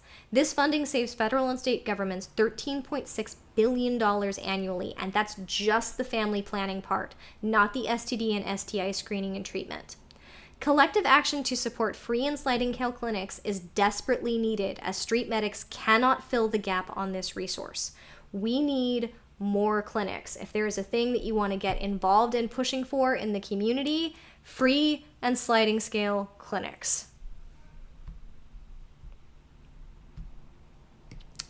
SANE. A SANE assault nurse examiner is a registered nurse with trauma-informed, patient-centered training in conducting forensic examination for victims of sexual violence. They offer medical treatment in hospitals and clinics and often testify as expert witnesses. They often partner with other resources so that they can refer victims to organizations that can help them, such as rape crisis centers, mental health facilities, intimate partner violence shelters, safe houses, and more. The United States has a nationwide shortage of trained nurses, which leads to long wait times, overburdened SANE practitioners, re-traumatization of survivors, and extremely poor coverage in rural areas. Programs struggle with high turnover due to overwork, burnout, compassion fatigue, inadequate funding, and lack of institutional support. SANE practitioners are often traumatized by their experiences during the examinations. They also sometimes are secondary victims to the re-victimization and re-traumatization of sexual violence patients by not only healthcare personnel, but healthcare establishment and also law enforcement. Basically, watching their patients be mistreated is actually traumatizing for them. More sane nurses are needed. Additionally, more support for existing and future sane nurses is needed. Sane nurses benefit from the same counseling and support provided to victims of sexual violence, as they are secondary victims. If more programs exist to provide that support, sane nurses can provide the service for longer and to more people before needing to leave the position for their own mental ill-being. After traumatic incidences, people often turn to their faith and faith leaders for support. Churches and other religious organizations can shape cultural norms towards sexual violence. Many, though not all, religious leaders in the United States profess dogma that strongly supports patriarchal, authoritative attitudes of dominance and entitlement that have a negative impact on victims of sexual violence, regardless of their gender and gender presentation. Religious institutions are often where people experience sexual violence, with the authorities within an organization concealing sexual misconduct and sheltering the perpetrator, often by shaming and silencing victims. Religious leaders can, however, be educated and trained to better support their communities by both preventing sexual violence, by shifting cultural norms, and by better supporting victims. A faith or cultural leader can have a powerful impact on people's attitudes and beliefs, and their leadership is important, particularly on public policy issues such as funding and changes in criminal laws. Religious leaders can make the coven, church, temple, mosque, synagogue, etc. a safe place for victims of sexual violence. They can lead by example, such as by volunteering to serve on the board of directors of a local sexual assault or domestic violence program, or training to become a crisis volunteer. They can also educate their congregation. It may help if they routinely include instructional information in monthly newsletters, on bulletin boards, and in marriage preparation classes, and sponsor educational seminars on sexualized violence. They can offer meeting spaces for educational seminars and weekly support groups. It helps if they display materials that include local, state, and national resources for victims. Faith leaders should partner with existing resources, including local sexual assault or intimate partner violence programs, in donations and community service projects. I see that there's a question or something. Almost done with this, and then we'll see what that is. No, this is just me snarking in chat. Oh, okay. They should seek out training from professionals in the fields of clinical sexology, comprehensive sex education, gender violence, and intimate partner violence, while also doing the theological and scriptural homework necessary to better understand and respond to sexual assault. They should also train in intervention techniques and apply them in their communities. And they absolutely must address internal issues. They need to encourage efforts by religious and cultural institutions to address allegations of abuse by religious and cultural leaders, to ensure that religious and cultural leaders are a safe resource for victims and their children, and not perpetrators of sexual violence themselves. Government and religious based services are often absent, inadequate, or actively harmful to victims of sexual violence, which is where civil organizations have to step in. Moment. I see your snark. Okay. In the vacuum of other organizations, then civil organizations end up filling gaps in services. This includes the aforementioned free and sliding scale clinics, rape crisis centers, and other groups that provide advocacy, education, and other kinds of victim supports. This is the call to action for all of y'all that are involved in mutual aid and collective action in your areas. Community-based organizations, including nonprofits, mutual aid centers, and collective action groups, can provide training programs, emotional and mental support, and economic support to victims, allowing them to recover and possibly preventing their re-victimization. These organizations can provide training to educators, health workers, judicial system workers, religious leaders, and community leaders on how to prevent sexual assault and how to better support victims. One service that community-based organizations can offer that dramatically reduces sexual violence in communities and often prevents a person from being victimized again is those microloans. Microfinance organizations can provide small loans that help a person secure an economic footing that provides them with a safe and stable future. Another service that community-based organizations can offer are support groups. There are two predominant styles. One supports victims and allows victims to speak with other victims about their experiences, which can help connect them with resources and also help them reduce feelings of shame and stigma. The other attempts to educate and support possible perpetrators of sexual violence before they actually engage in sexual violence and teach them how not to be sexual predators. A much-needed community support are more safe houses. Lack of protective services in many areas prevent victims from filing reports of sexual violence and escaping from sexually violent intimate partner relationships. Giving victims a safe place to stay, a temporary source of food and water, a safe haven for their children is essential to ensuring people get out of dangerous environments. Additionally, safe spaces should provide access to a network of legal and mental support as well as health services. Bystander intervention training. Bystander intervention training often suggests to participants that when someone is publicly victimized by violence, no one intervenes to save them due to the so-called bystander effect. However, this is actually factually false. A large review of real cases of violence using recordings taken on CCTV has found that at least one bystander will intervene 91% of the time in incidences of violence, including sexual violence. The presence of bystanders actually increases the probability that someone will intervene. Multiple studies have confirmed these effects. However, there's a different kind of bystander intervention training that can help shift overarching social norms and help prevent sexual violence. It trains people to intervene both in cases of acute violent sexual attacks, as referenced already, where people actually do generally interfere, but also in more insidious, culturally normal incidences. This kind of bystander intervention trains people to stand up against the normalization of sexual violence through joking, judgment, and shaming of victims as it occurs in their everyday life amongst their peers and in their social, educational, and work environments. It is much easier for someone to be a hero and go beat up someone who's sexually assaulting someone than it is for them to interfere when their buddies make rape jokes. So that's the kind of bystander intervention training that's really needed. People are trained to reinforce positive norms and also to protect and support victims in that kind of training. Most of these trainings have been evaluated on college campuses. One such program, Green Dot, was found to be very effective. An evaluation found that schools that implemented it had an 11% lower rate of sexual harassment and stalking victimization, and a 19% lower rate of sexual harassment and stalking perpetration when compared to 2 non-intervention campuses. Another evaluation found that Green Dot decreased rates of sexual violence, including harassment, intimate partner violence, and rape. Another program, Coaching Boys into Men, focused on AMAB teenagers in sports by providing coaches with training tools that promote better social norms in their student athletes. Not only did it increase positive bystander behavior and decrease negative bystander behavior, laughing at rape jokes being for an example, but it also decreased other physical and emotional abuse and bullying amongst high school athletes, as well as decreasing incidences of sexual violence. Individual guides. Victims of sexual violence are often expected to be able to navigate the overlapping networks of multiple institutions and professions while seeking justice, their mental and emotional and physical recovery, or both. This includes medical service providers, psychological service providers, police forces, the judicial system, non-governmental and community organizations, schools, their workplaces, etc. Navigating through all of that can be confusing and demoralizing. Failure at any step to navigate the system correctly can mean that a victim goes without essential services. A guide is someone who provides information and guidance to a person navigating these systems. They act as a safety net when there is a lack of institutional capacity, oversight, error, and possible intentional roadblocks to a victim receiving their needed services. They empower victims to make choices rather than making choices for them. A victim may enter the system at any number of points, including through rape crisis hotlines, rape crisis centers, hospitals and clinics, police stations, law offices, schools, churches, community centers, and mutual aid centers. They often lack knowledge about the steps that they can take to get help, and that's where the individual guide comes in. They may want to pursue legal action and have no idea what a SANE examination is or why it is needed. They may not want to seek legal action and want health or mental health services only. They may still be at risk and need a safe house. They may just want to be believed and be supported. Whatever they want, an individual guide is meant to help them learn how to access it. Individual guides must not ever strip the person of their agency and autonomy by attempting to control their decisions about what to do. Additionally, an individual guide must not ever challenge the victim to prove their claim.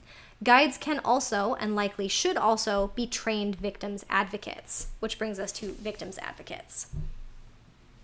Anyone can act as an individual guide. Anyone. I did it as clergy before I ever got trained by a rape crisis center. The question of whether I should have done so is its own question. I kind of got thrown into the position of doing so by a crisis and just did it and learned a lot, and that's actually how I got involved in the rape crisis center in my area. Victims advocates should have specific training on how to support victims of crimes by providing emotional support and helping them navigate resources and the criminal justice system. The presence of an advocate accompanying a victim can sometimes ensure that people involved in all the overlapping spheres a victim has to navigate behave as they should legally and ethically. A person who might be willing to mistreat a victim often will not do so with a witness watching who represents a professional institution for victims' rights. Individuals can be trained to be victims advocates at rape crisis centers and legal aid centers. Both individual guides and advocates need to be well trained on all the aspects of the impact sexual violence has on a person, how they need to navigate the interlocking and overlapping systems, what resources are available to them, and how to interact with someone who has been traumatized without contributing to re-traumatization. Some internalized myths that a person needs to get over before they serve as an individual guide, an advocate, or a street medic for someone who has been assaulted. Myth: sexual assault is the act of lust and passion, and it cannot be controlled. Fact: sexual assault is about power and control and is not motivated by sexual gratification. Myth: if a victim of sexual assault does not fight back, they must have thought the assault was not that bad or they wanted it. Fact: many survivors experience tonic immobility or a freeze response during an assault where they physically cannot move or speak. Myth: people who have been sexually assaulted will be hysterical and crying. Fact: everyone responds differently to trauma. Some may laugh, some may cry, and others will not show any emotions at all. I tend towards that end of the spectrum. I go flat. Myth: wearing revealing clothing, behaving provocatively, or drinking a lot means the victim was asking for it. Fact: the perpetrator selects the victim. The victim's behavior or clothing choices do not mean that they are consenting to sexual activity. Myth: sexual arousal or pleasure before or during the assault means that the victim wanted the assault or that it wasn't that bad. Fact: bodies often respond to stimuli without the victim actually desiring what is happening. Sexual response or pleasure is not consent. Which brings us to probably one of the hardest sections today, which is how to actually treat someone as a street medic who has been violently sexually assaulted. So, this is my flag that we are about to start talking about things like bleeding. I know we did a little bit already, but that's where we're going. Someone commented, since the start, I've been accumulating some thoughts and questions. I don't need them addressed in a particular time frame. I might save them for the end, or I may throw them in the chat along the way. Either way is fine by me. If you want to throw them in the chat so you don't forget them, I can try and address them at the end, or if they're relevant to what we're discussing as we go, I'll go ahead and answer them as we go, or you can wait until the end. Okay. Are you not going to be monitoring chat? Oh, that's fine.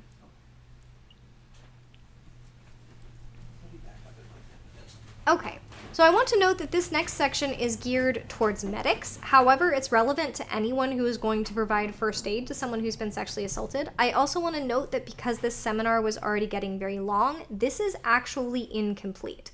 I am going to point you at some of our other resources for treatment of hemorrhagic shock, which is where someone is in shock and bleeding basically has caused them to go into shock and they are likely to potentially die from that.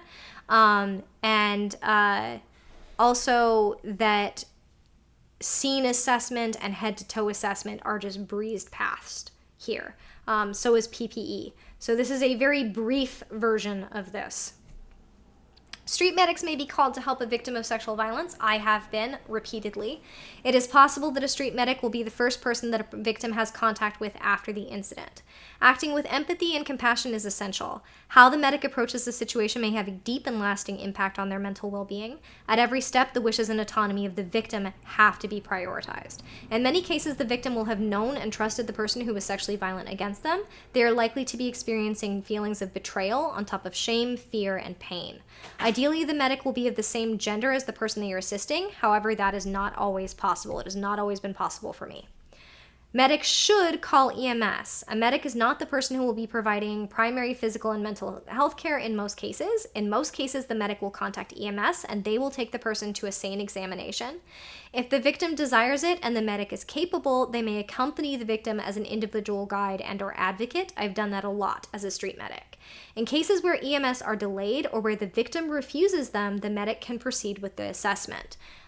If you ask me at the end if we have any extra time, I will tell you the battle axe story of a time that someone did decline being treated by EMS and I had to treat them. The first step of the assessment is safety. Before assessing the person, the medic has to assess the scene. The safety of the responder is paramount. The responder needs to check if it is safe for them to approach, if it is safe for the person who is injured to remain where they are, and if the danger is to others present in the area as well. The medic may choose to enter an unsafe environment to collect an injured person. If the scene is unsafe, they need to check if there's anything they can do to make it safe. If the scene is not safe and there is a way to call for additional help to make it safe, the medic should do so as quickly as possible and provide assistance as soon as they can. You should wear PPE if you can. That includes gloves, a mask, an eye shield, and to avoid bodily contact with any kind of open wounds, and especially avoid any contact with bodily fluids and mucous membranes. However, if you have no other choice, please don't allow someone to bleed to death. Treat them, then go wash up with soap and water, flush eyes, nose, and mouth with water or sterile saline, and then report that exposure to medical personnel, receive a medical evaluation. If necessary, a medic can always get post-exposure prophylaxis, which is PEP, a medication that can significantly reduce the risk of HIV. The medic should limit any physical examination to a check for life-threatening injuries. This should be non-invasive. They should not cross-examine or attempt to elicit information. Any investigation to pursue legal action should be handled by a legal representative and/or the police. However, if the person does tell them anything, they should be sure to document what they were told. They should never, ever, ever, ever use the terms alleged or claimed in their documentation, as this can be used to hurt the case of the victim later. Their injuries, what they've been through, it is no more alleged than being hit by a car. The medic should monitor for signs that the victim has been given drugs that incapacitate them. These include, but are not limited to, rohypnol, GHB, ketamine, Klonopin, Xanax, alcohol. The drugs may not have been detected by the victim. Sometimes they have no color, no smell, no taste. Symptoms include being weak, confused, struggling to remember, loss of muscle compliance, and loss of consciousness. They can cause hypotension, bradycardia, difficulty breathing, seizures, coma, and even death. If a person becomes unconscious, isn't breathing well, cannot be woken, or seizes, EMS must be contacted. Don't allow someone to die, even if you're not certain the person wanted to contact EMS. Okay. Signs and symptoms of bleeding are visible abrasions, lacerations, avulsions, punctures, and bleedings. Signs and symptoms of severe bleeding are spurting blood, gushing blood, blood that doesn't stop after 10 minutes of firm direct pressure, large spreading pools of blood, symptoms of internal bleeding, and symptoms of hemorrhagic shock. If the person is bleeding heavily, that takes all priority. Bleeding from sexual assault can be deadly if it leads to severe uncontrolled internal or external hemorrhaging. Vaginal or anal ruptures, anal tears, or deep lacerations from sexual trauma can cause rapid hemodynamic instability or hemorrhagic shock. Immediate emergency medical care is required if bleeding is heavy and continuous. If EMS are not available for whatever reason and the bleeding is heavy, a sterile, non-adherent gauze pad or roll can be used to apply direct pressure until the bleeding stops. If the bleeding is spurting with the heartbeat, that direct pressure may have to involve wound packing. We teach classes on wound packing. There's also stop the bleed trainings that you can take. You basically apply that inside the vagina, inside the anus. Yes, it is dangerous to wound pack in those areas. There is a step that you can take to make it less dangerous, and yes, it does involve putting your fingers inside someone, which is why I said ideally EMS is handling this. In cases where the bleeding is very severe, there are large lacerations, or the uterus is prolapsed, tight uterovaginal packing can be performed using forceps and povidone iodine-soaked gauze tied end to end. The tying of the gauze end to end is very important so that extraction later is easier. The person then needs to be transported to emergency care by professionals as soon as possible. If penis and testes are damaged, a sling can be created to support their weight. I want to note here, I said that we're going to breeze past hemorrhagic shock. I will note you need to keep the victim warm. You shouldn't give them anything to eat or drink. And getting them off the cold ground is essential. Keeping them warm is essential to avoid something referred to as the trauma triad of death. Yes, that is what it's called. Although the medic is not gathering evidence for the police, they still have a responsibility to preserve evidence. They should not cut away any clothing unless there is no other choice. They must not throw anything away or wash anything off a person or their belongings. They should place items of clothing and other evidence in paper bags, not plastic bags. Plastic bags trap moisture, which can destroy biological evidence. Paper bags allow stains to air dry, and that preserves evidence. Medics can gently inform a victim that they should not clean up if they intend to gather forensic evidence. It is incredibly normal to desire to wash away the experience. The medic cannot prevent them, but they can point out that it would make a sane examination ineffective. They can inform a person that they can go have a sane examination and still decide not to pursue legal action after preserving the evidence. Going and getting the sane examination does not automatically open a case. A person can get the evidence preserved and choose not to proceed forward with talking to the police or pursuing a court case. Cleaning up that destroys forensic evidence includes hand sanitizer, urinating, changing clothes, having a bowel movement, rinsing their mouth, brushing their teeth, taking a shower, washing their clothing, and throwing away their clothing. It is also advisable not to smoke cigarettes or other substances prior to forensic testing. If a foreign object is stuck in the vagina or anus, the medic must not attempt to remove it, especially if the object is sharp or made of glass. For example, a glass bottle can develop a vacuum inside of the body and stick it in place. Attempts to remove it can cause internal structures to tear. The medic should, if possible, not have the victim walk either. This can lead to the object shifting around, which can cause more injury. Instead, they should either contact EMS or transport the victim to the hospital, maintaining their dignity with a loosely draped trauma blanket. The trauma blanket is then also included in evidence collection. That is also true if you use a trauma blanket for hemorrhagic shock. That goes into the evidence collection. A victim may decline to be transported to a sane examination. That is their right. The medic can also offer to call a rape crisis center, which is better prepared to deal with a victim of sexual violence in acute crisis. The rape crisis center may also be able to send an advocate to the scene who can better support someone. The medic should keep their entire care report in full detail, as it may be evidence in an arrest or subsequent trial later. The medic must never put their own opinion into the documentation on whether or not they feel the victim was raped or not. Instead, they should record only the facts of the examination, including the person's emotional state, the condition of their clothing, signs and symptoms, and injuries they sustained. They may be subpoenaed, and they may have to testify. If the person does report to law enforcement, many jurisdictions have specially trained sexual assault response team members who are trained to interview assault victims. The victim can ask and expect to be interviewed privately. They can bring an advocate with them. This can be a faith leader, a trained advocate, or someone they trust. The medic can do this if they so choose and the victim wants them to. They may hear the same questions multiple times. They may ask to speak to the law enforcement officer's official superior officer if the interview is not being performed appropriately or respectfully.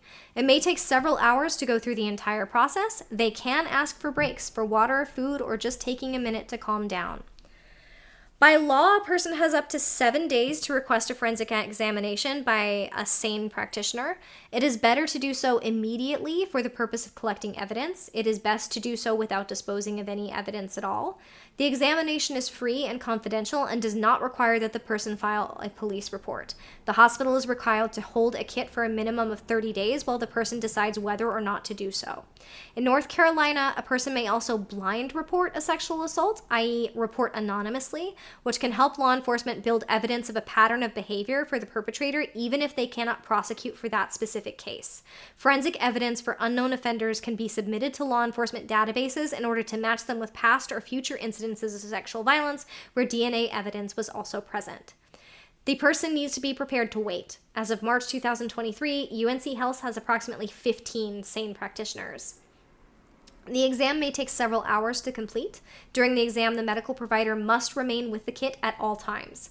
A physical exam may be performed to assess, document, and treat injuries like bruises, lacerations, and broken bones. Pictures will be taken of injuries using tools to show measurements and dimensions. The medical provider may collect samples from the survivor's mouth, vaginal or anal cavities, fingernails, and other parts of the body that the perpetrator touched during the assault. If there are signs the survivor may have been drugged, a toxicology kit may be collected. Clothing and undergarments may be collected as evidence during the exam. If the exam does not take place immediately, the person should save the clothing worn during the assault in a paper bag, not a plastic bag. Some victim advocacy groups will bring extra clothing and potentially hygiene items to the hospital. However, not all do, and clothing sizes may not be appropriate to the individual. It may also be necessary to have spare clothing brought or bought for the person, particularly if the exam is taking place in the clothing that was worn during or immediately after the assault. This, again, is something that advocates can start training to do, is being aware that their clothing is going to be taken away from them and that there may need to be clothing provided. Okay, I will note here that at the end, I would, if we have any spare time, be willing to share a couple of my personal stories of having been through this with people. And some of the things I've encountered and some of the mistakes I've made so that you all can learn. But that's if any of you are looking at becoming an advocate or medic who does this kind of work. Psychological first aid. Psychological first aid is used as part of a trauma response and is designed to help people traumatically affected by an incident to be more stable and access resources so that they can recover. It was originally designed only for those with mental health backgrounds, but it has now been structured so that it can be offered by any other responders, including self-deployed respondents, such as street medics. Contrary to some opinions, it is not actually designed to offer therapy, but instead to reduce initial stress and encourage adaptation and resiliency. It does not assume that people have or will develop a mental health problem or disorder or address or focus on mental illness. It can be used in the field immediately after a traumatic experience, but also later at clinics and hospitals where people are treated for their injuries, etc. Psychological first aid was developed to help people recover from trauma, help them to deal with acute stress disorder, and hopefully to not develop PTSD and reduce the psychological burden on the victim in the long run. It turns out that intervention works really well for sexual violence as well, and not just for disasters. Psychological first aid. I want to just talk quickly, and I realize, one moment, that my notes do not have that my slide doesn't have some of my information that's on my notes, so I'm just going to grab my notes really quick and have them. Okay. So first step with psychological first aid is to make contact. This involves making an empathic connection with the victim in a trauma-informed, victim-centered, non-intrusive, compassionate, and helpful manner. The next step is to make them feel safe and comforted. The goal is to enhance immediate and ongoing safety and provide physical and emotional support. The next step, if needed, is stabilization, and the goal is to calm and de-escalate emotionally overwhelmed or disoriented survivors of trauma. We have a guide to de-escalation of terrified individuals and panic attacks as one of the resources that we can provide during this class. Information gathering is the next step, and it is supposed to address current needs and concerns, gather additional information, and tailor the psychological first aid intervention and any other interventions. The next step is to offer practical assistance with the goal to give practical help to victims in addressing immediate needs and concerns. This may be something immediately life-threatening, like stopping bleeding and getting them to EMS. This may be taking them to a rape crisis center or a SANE nurse examination, or it may take other forms like waiting with them for a SART to arrive. Connection with social services is the next step, and the goal is to establish brief or ongoing contacts with primary support services and other sources of support, including family members, friends, and community helping resources. The next step is to provide information on coping, which can be information about stress reactions and coping to reduce distress and promote adaptive functioning. And last is to link them with any collaborative resources. This includes any available services needed at the time or in the future. This can be a rape crisis center, a support circle, economic support during recovery, legal aid and pursuit for a case, etc. And finally, if necessary, to follow up with them to see how they're doing later.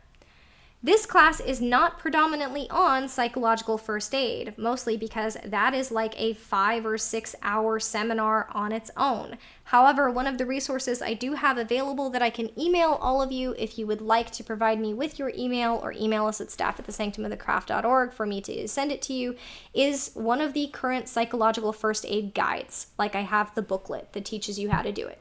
I do think you should attend a training seminar if possible, if you're going to be doing street medic work or rape crisis advocacy. However, I do have the booklet if you want to learn it from that. Talking to a victim. The ability to communicate with a person who is traumatized may depend on communicating empathically. Empathic communication has been found in studies to increase compliance and collaboration and reduce fear and aggressive acts. Please understand that we are not referring to the spiritual or magical concept of being an empath, but instead an innate skill that humans have that can be honed into a method of communication that can be perfected with practice. Empathic communication has 2 basic steps. 1, recognize the mental and emotional state of another person, and 2, communicate with that person in a way that establishes a bridge with that person.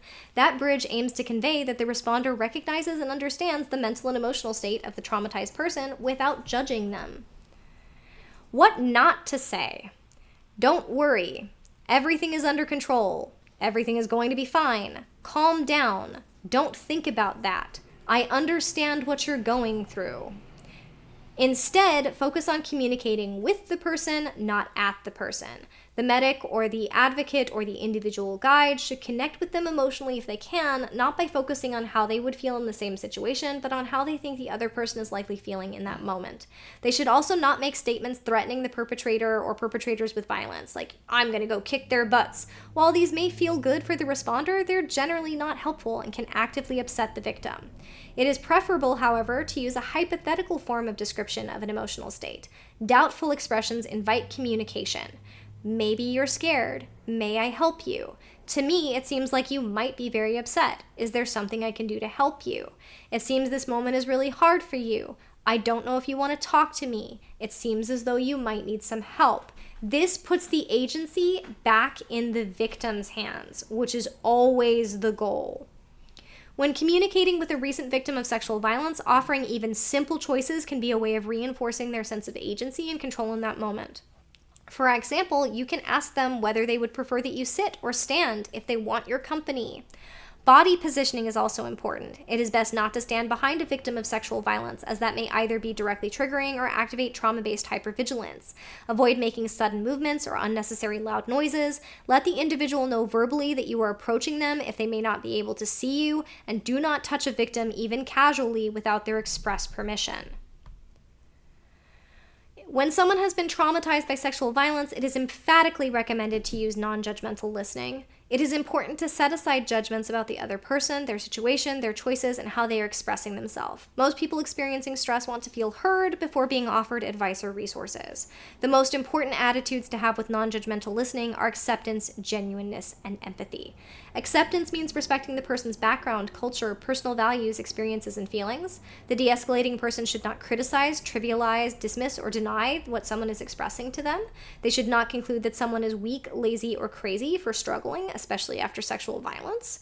Genuineness means not holding one set of attitudes while expressing another. People can often tell when they are receiving false sympathy or when someone is outwardly expressing non-judgment while judging them internally. A responder should not exaggerate their empathy in their expression, but instead display some genuine fucking compassion. Empathy means attempting to truly connect with the person and understand what they are expressing. However, the advocate, the guide, the medic, the de-escalator, whoever is helping should avoid over-empathizing to the point where they experience vicarious trauma. It is important to do this while not interrupting. It is also sometimes necessary to ask gentle, clarifying questions or use verbal expressions to indicate continued interest. Some gaps and silences are normal, as it can take a while for someone to find the right words to express themselves. Always avoid arguing. After listening, it is important that the assisting person respond to what someone has expressed to them. This can be with statements that make it clear that what they shared was heard. Things that a medic or an advocate can ask. May I call someone for you? May I give you some resources or information that may help?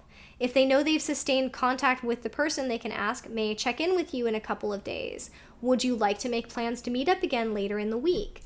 They cannot force an answer. They cannot make someone express help. If a person expresses they are struggling with wanting to stay alive or to continue existing, it is best to ask them directly if they are thinking of killing themselves. If they say yes, the responder should ask if they've made a plan to kill themselves. If they say yes, the responder needs to ask if they have acquired what they need to act on that plan. If they say yes, the responder has an obligation to call 911. They may specifically request emergency medical services as opposed to the police. The same is extended if they express that they intend to harm someone else.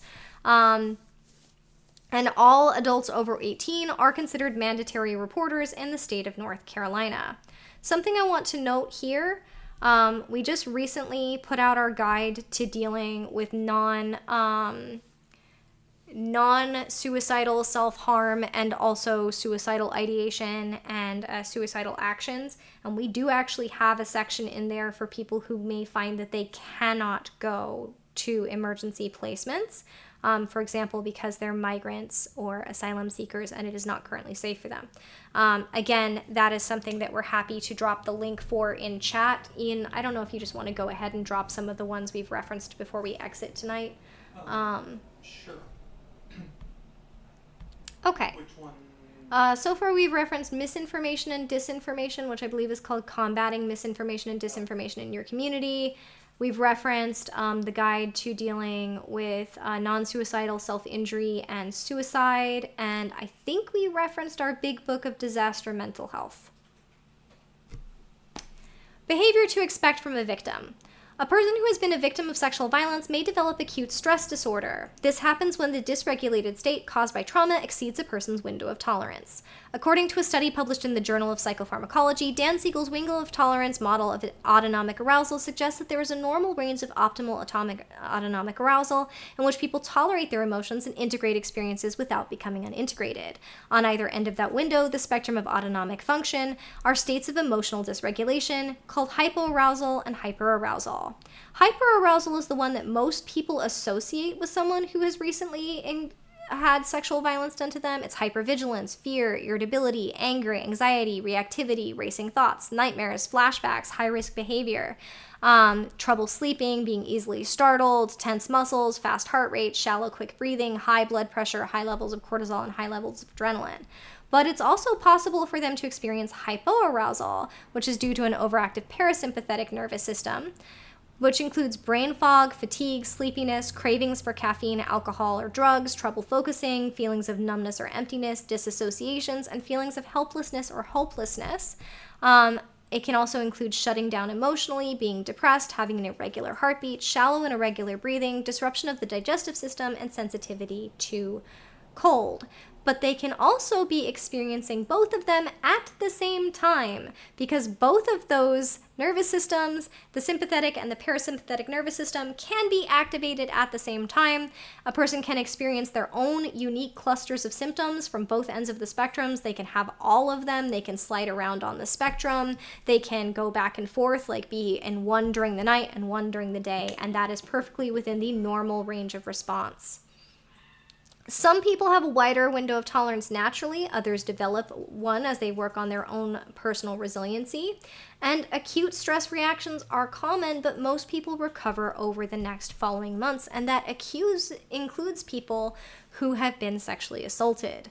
Acute stress disorder is the term for the initial traumatic stress reaction following trauma. There is some debate as to whether the diagnosis is meant to identify people who are more likely to develop PTSD or whether it describes the transient reaction that most people have in the initial 48 hours after a trauma. Acute stress disorder looks like recurrent involuntary and intrusive distressing memories, recurrent distressing dreams, dissociative reactions in which a person feels or acts as if the traumatic event were reoccurring. These are called flashbacks.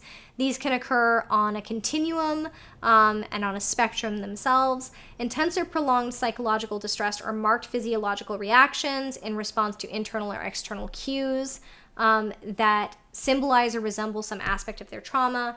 Negativity, persistent inability to experience positive emotions, dissociations, avoidance, and both hyperarousal and hypoarousal that we just covered. The reason many people who develop PTSD, actually I'm just going to skip that because we are running really tight on problems, or on time to get through all of this information. But some people who have been sexually assaulted, been through an incident of sexual violence, develop acute stress disorder. A person who has been recently sexually assaulted may struggle with feelings of blame, anger, self-recrimination, and shame. This is particularly likely if they experienced unwanted sexual arousal or pleasure during their assault. Social problems and isolation can occur following a sexual assault, both from a person withdrawing socially and from others mishandling the situation and the victim's feelings and further isolating them. Sexual problems can be amongst the most long-standing problems experienced by people who have been a victim of sexual violence. Victims can be afraid of and try to avoid any sexual activity, or they may experience experience an overall decrease in sexual interest and desire. Alternatively, some people may also experience a period of hypersexuality after sexual violence and become more sexually active. Substance use can also sometimes become problematic for people who are victims of sexual violence. A study found that compared with non-victims, rape survivors were 6 times more likely to use cocaine and 10 times more likely to use other major drugs. When someone is a victim of rape, they have a 94% chance of developing PTSD within the first months of the assault, but they may begin recovery after about the first 3 months. The lifetime prevalence of PTSD for people who have been sexually assaulted is 50%.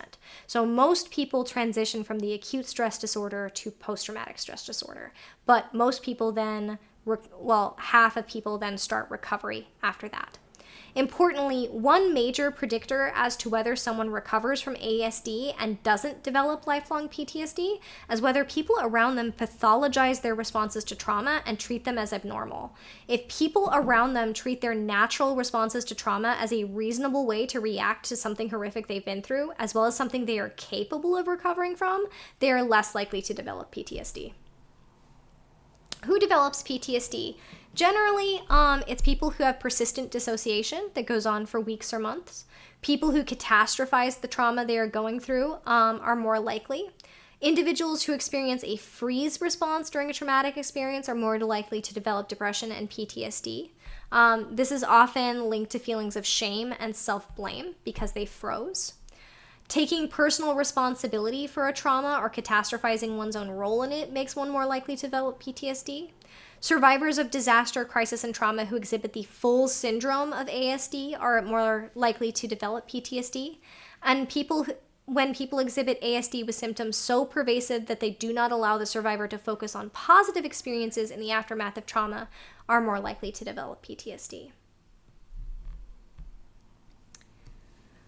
Those at more risk of developing PTSD include people with previous childhood trauma, people with repeated traumas, people who tend towards disassociation already, people who present with the full spectrum of ASD, people who have experienced significant hyperarousal, including panic attacks during and shortly after a traumatic event, people who experience tonic immobility, people who catastrophize, people who tell themselves the future is hopeless, people who exaggerate their own responsibility, people with anxiety disorders, people with depressive disorders, and people with substance use disorders. Symptoms of PTSD fit into 4 major categories. One is reliving the event, recurrent dreams, flashbacks, intrusive memories, unrest in situations that bring back memories of the original traumas. Avoiding situations that are reminders of the event. This is visual association, smells, sounds, physical surroundings similar to the traumatic event. Negative changes in beliefs and feelings. This is feelings of numbness, withdrawal from those around them, and reduced interest in others and in the outside world. And hyperarousal, constant watchfulness, irritability, jumpiness, being easily startled, outbursts of rage, and insomnia. Children experiencing PTSD may repetitively act out their trauma in play, and their symptoms, restlessness, fidgeting, difficulty with paying attention, can be mistaken for attention deficit hyperactivity disorder. Children who have experienced sexual abuse may behave in sexualized ways with caregivers, other adults, or peers because they were taught that these behaviors are desirable from them, a means of avoiding punishment, or ways of showing that they have friendship or love for someone else. Okay. Last section, and we are actually going to both complete on time and have time for questions and comments. The third one was the suicidal document. Ian. Yes, thank you. And then we need to remember to email people the psychological first aid materials. Unfortunately, they are too big to drop them in chat. They are a massive PDF. At least I don't think we can.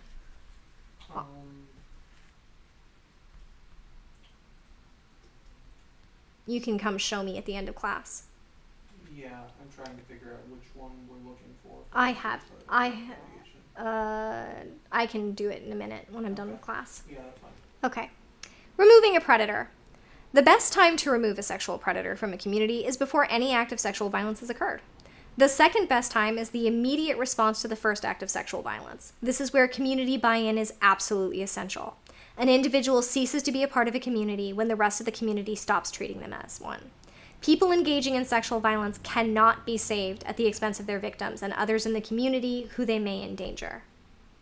In cases of sexual violence, the individual who chooses to commit an act of sexual violence is forcing each individual community member to make the choice between making the victim and other future victims unsafe and the negative consequences of losing the aggressor as a member of the community.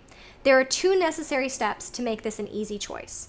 First, remember that judging a person based on their choices and actions is, in fact, fair and reasonable.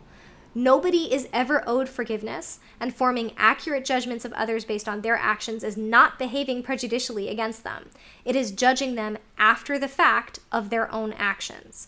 Secondly, no single member of the community can be so essential that removing them would cause irreparable damage to the community. Generally, communities where a single individual is load-bearing is not a community, it's a cult.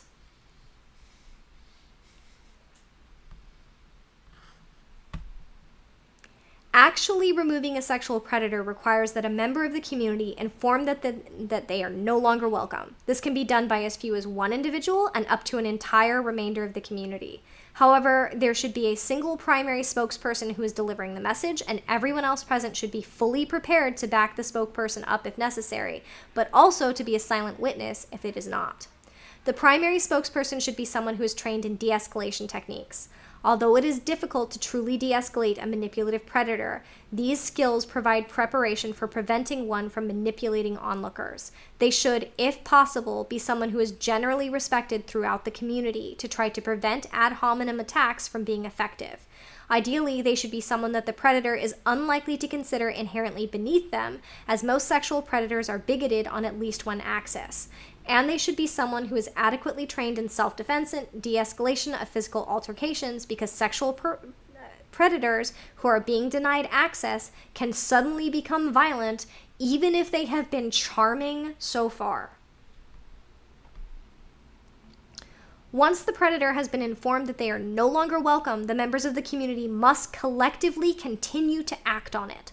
Ostracization is not a kind thing to do to someone, but it is kind to do to the victims, both past and future, of a predator. And ultimately, that has to be prioritized over extending additional chances to an individual who has already demonstrated a willingness to cause intentional harm via sexual violence.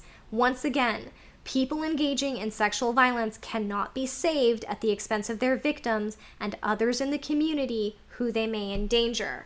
We have a class on high-stakes de-escalation that we offer that has training on de-escalation in cases of manipulative, predatory individuals, but it predominantly focuses on de-escalating the other people that they have proxy recruited to act as shields against the consequences of their own actions. I have spent the last couple of months dealing with that in a mutual aid center where I have been having to use de-escalation tactics not on the manipulative predator, but on everyone else that was proxy recruited to be that manipulative predator's shields from the consequences of their own actions. And it has been exhausting. However, I am hopeful that it has been effective. Okay, I'm going to close my slides and then drop a bunch of resources into chat while we talk about any scenarios that we didn't get to yet while I am still recording, and then we'll have an opportunity at the end where I turn off the recording as well. So while I drop the notes on non-suicidal self-injury and suicide into the chat, which is suicide prevention. I again extend the offer to answer any questions that you want answered while we're recording. And then I'll turn off the recording and share some personal stories if you all want those. There's that one.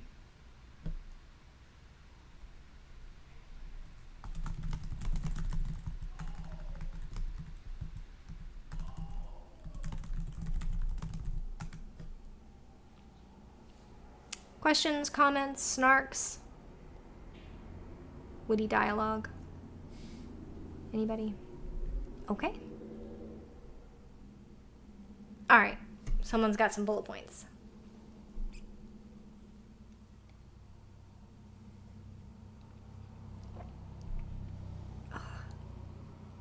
I'm so glad my voice did not give out on me.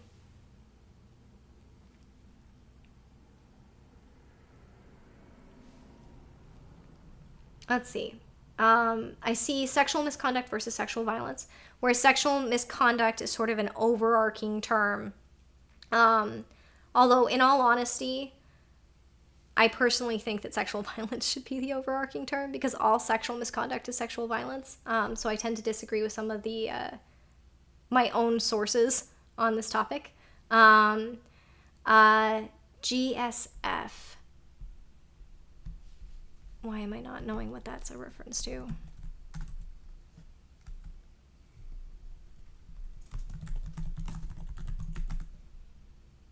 Global Survivors Fund.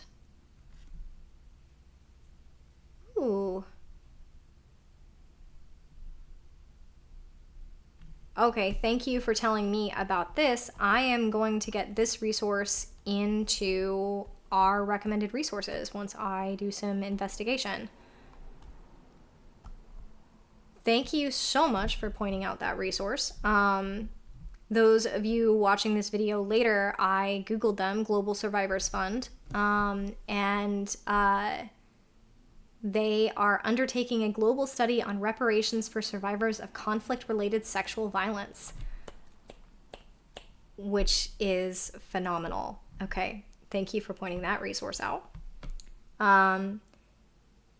Stats on violence in the queer community. Yes, that is something that I should add. Thank you for that note, especially before I go and teach this at the LGBTQI Center next month.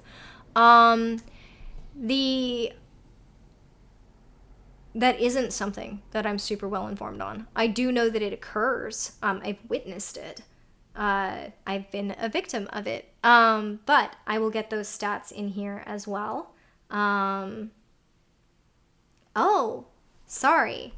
Global Samud Flotilla. Apparently this person was not referencing Global Survivors Fund.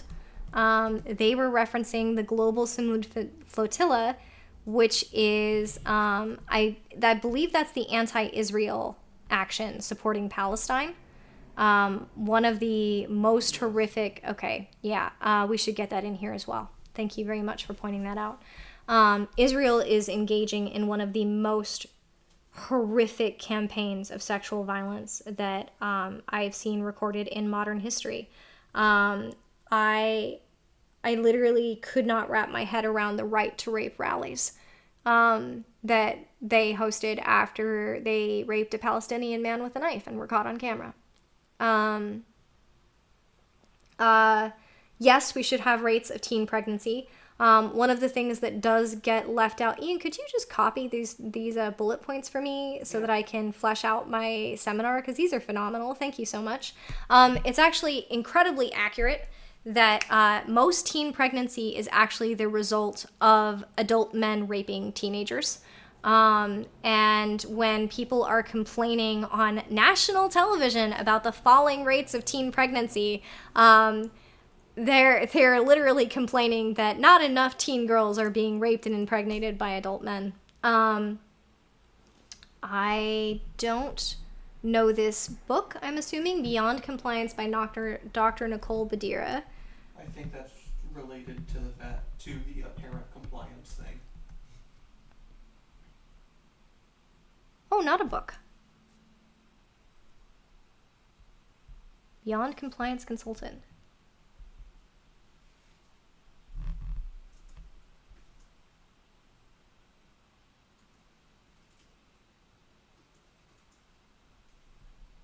Thank you for this resource. I will spend some more time checking that out later. I really love it when my students teach me things, by the way. Like, if a student of any of my seminars has information for me that helps me do better next time, I am thrilled. This person clarified Beyond Compliance addresses instructional violence. Dr. Badira wrote a book called On the Wrong Side. I will have to check that out. And yes, I support institutional violence, sorry. I support restorative and transformative justice. Right now, in communities, I tell them that they need to remove their sexual predators rather than focusing on restorative and transformative justice, because in many cases, there aren't the resources to actually do that. Not in the United States. So, for example, at a mutual aid center that I work with periodically, there have been sexual predators where they were just being permitted to be in the space and to continue preying on people because people support restorative justice and transformative justice, and they want to give that person the opportunity to engage in that. But if they're not engaging in that, if they're not willing to try, if they're not putting forth the effort, and they're continuing to prey on people, they have to just be removed.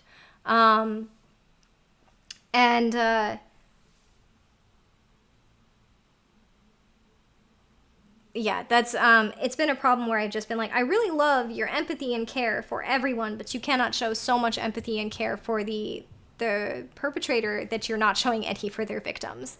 And that's been an argument I've had with several leftists lately. Okay. So, anyone else, questions or comments before I turn off the recording and share a couple of incidences that I feel you should know about if you decide to go out and become an advocate and street medic who does this kind of work? Absolutely. I will go ahead and turn off the recording. I'm just going to say a couple things for people who watch this later, and then I'll let you know when the recording is off. So to start with, for those of you watching this recording later, the notes are available, again, as I said at the beginning, on our Patreon in the free and public area that is not behind a paywall in the Crisis Preparedness Collection.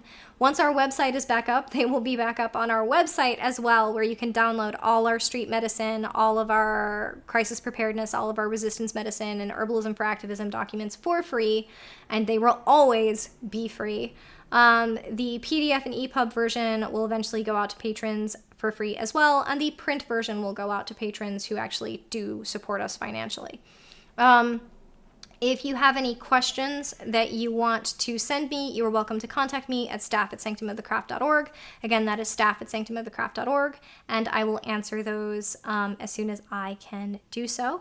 If you have suggestions for the content, like we just got so many awesome suggestions, please feel free to send those as well. I am always looking for more resources to include that I can recommend. Okay, I realize that tonight's topic was very difficult, so I really recommend that anyone who participated or watched this later take some self-care time and relax for a bit after this. And now I'm turning off the recording.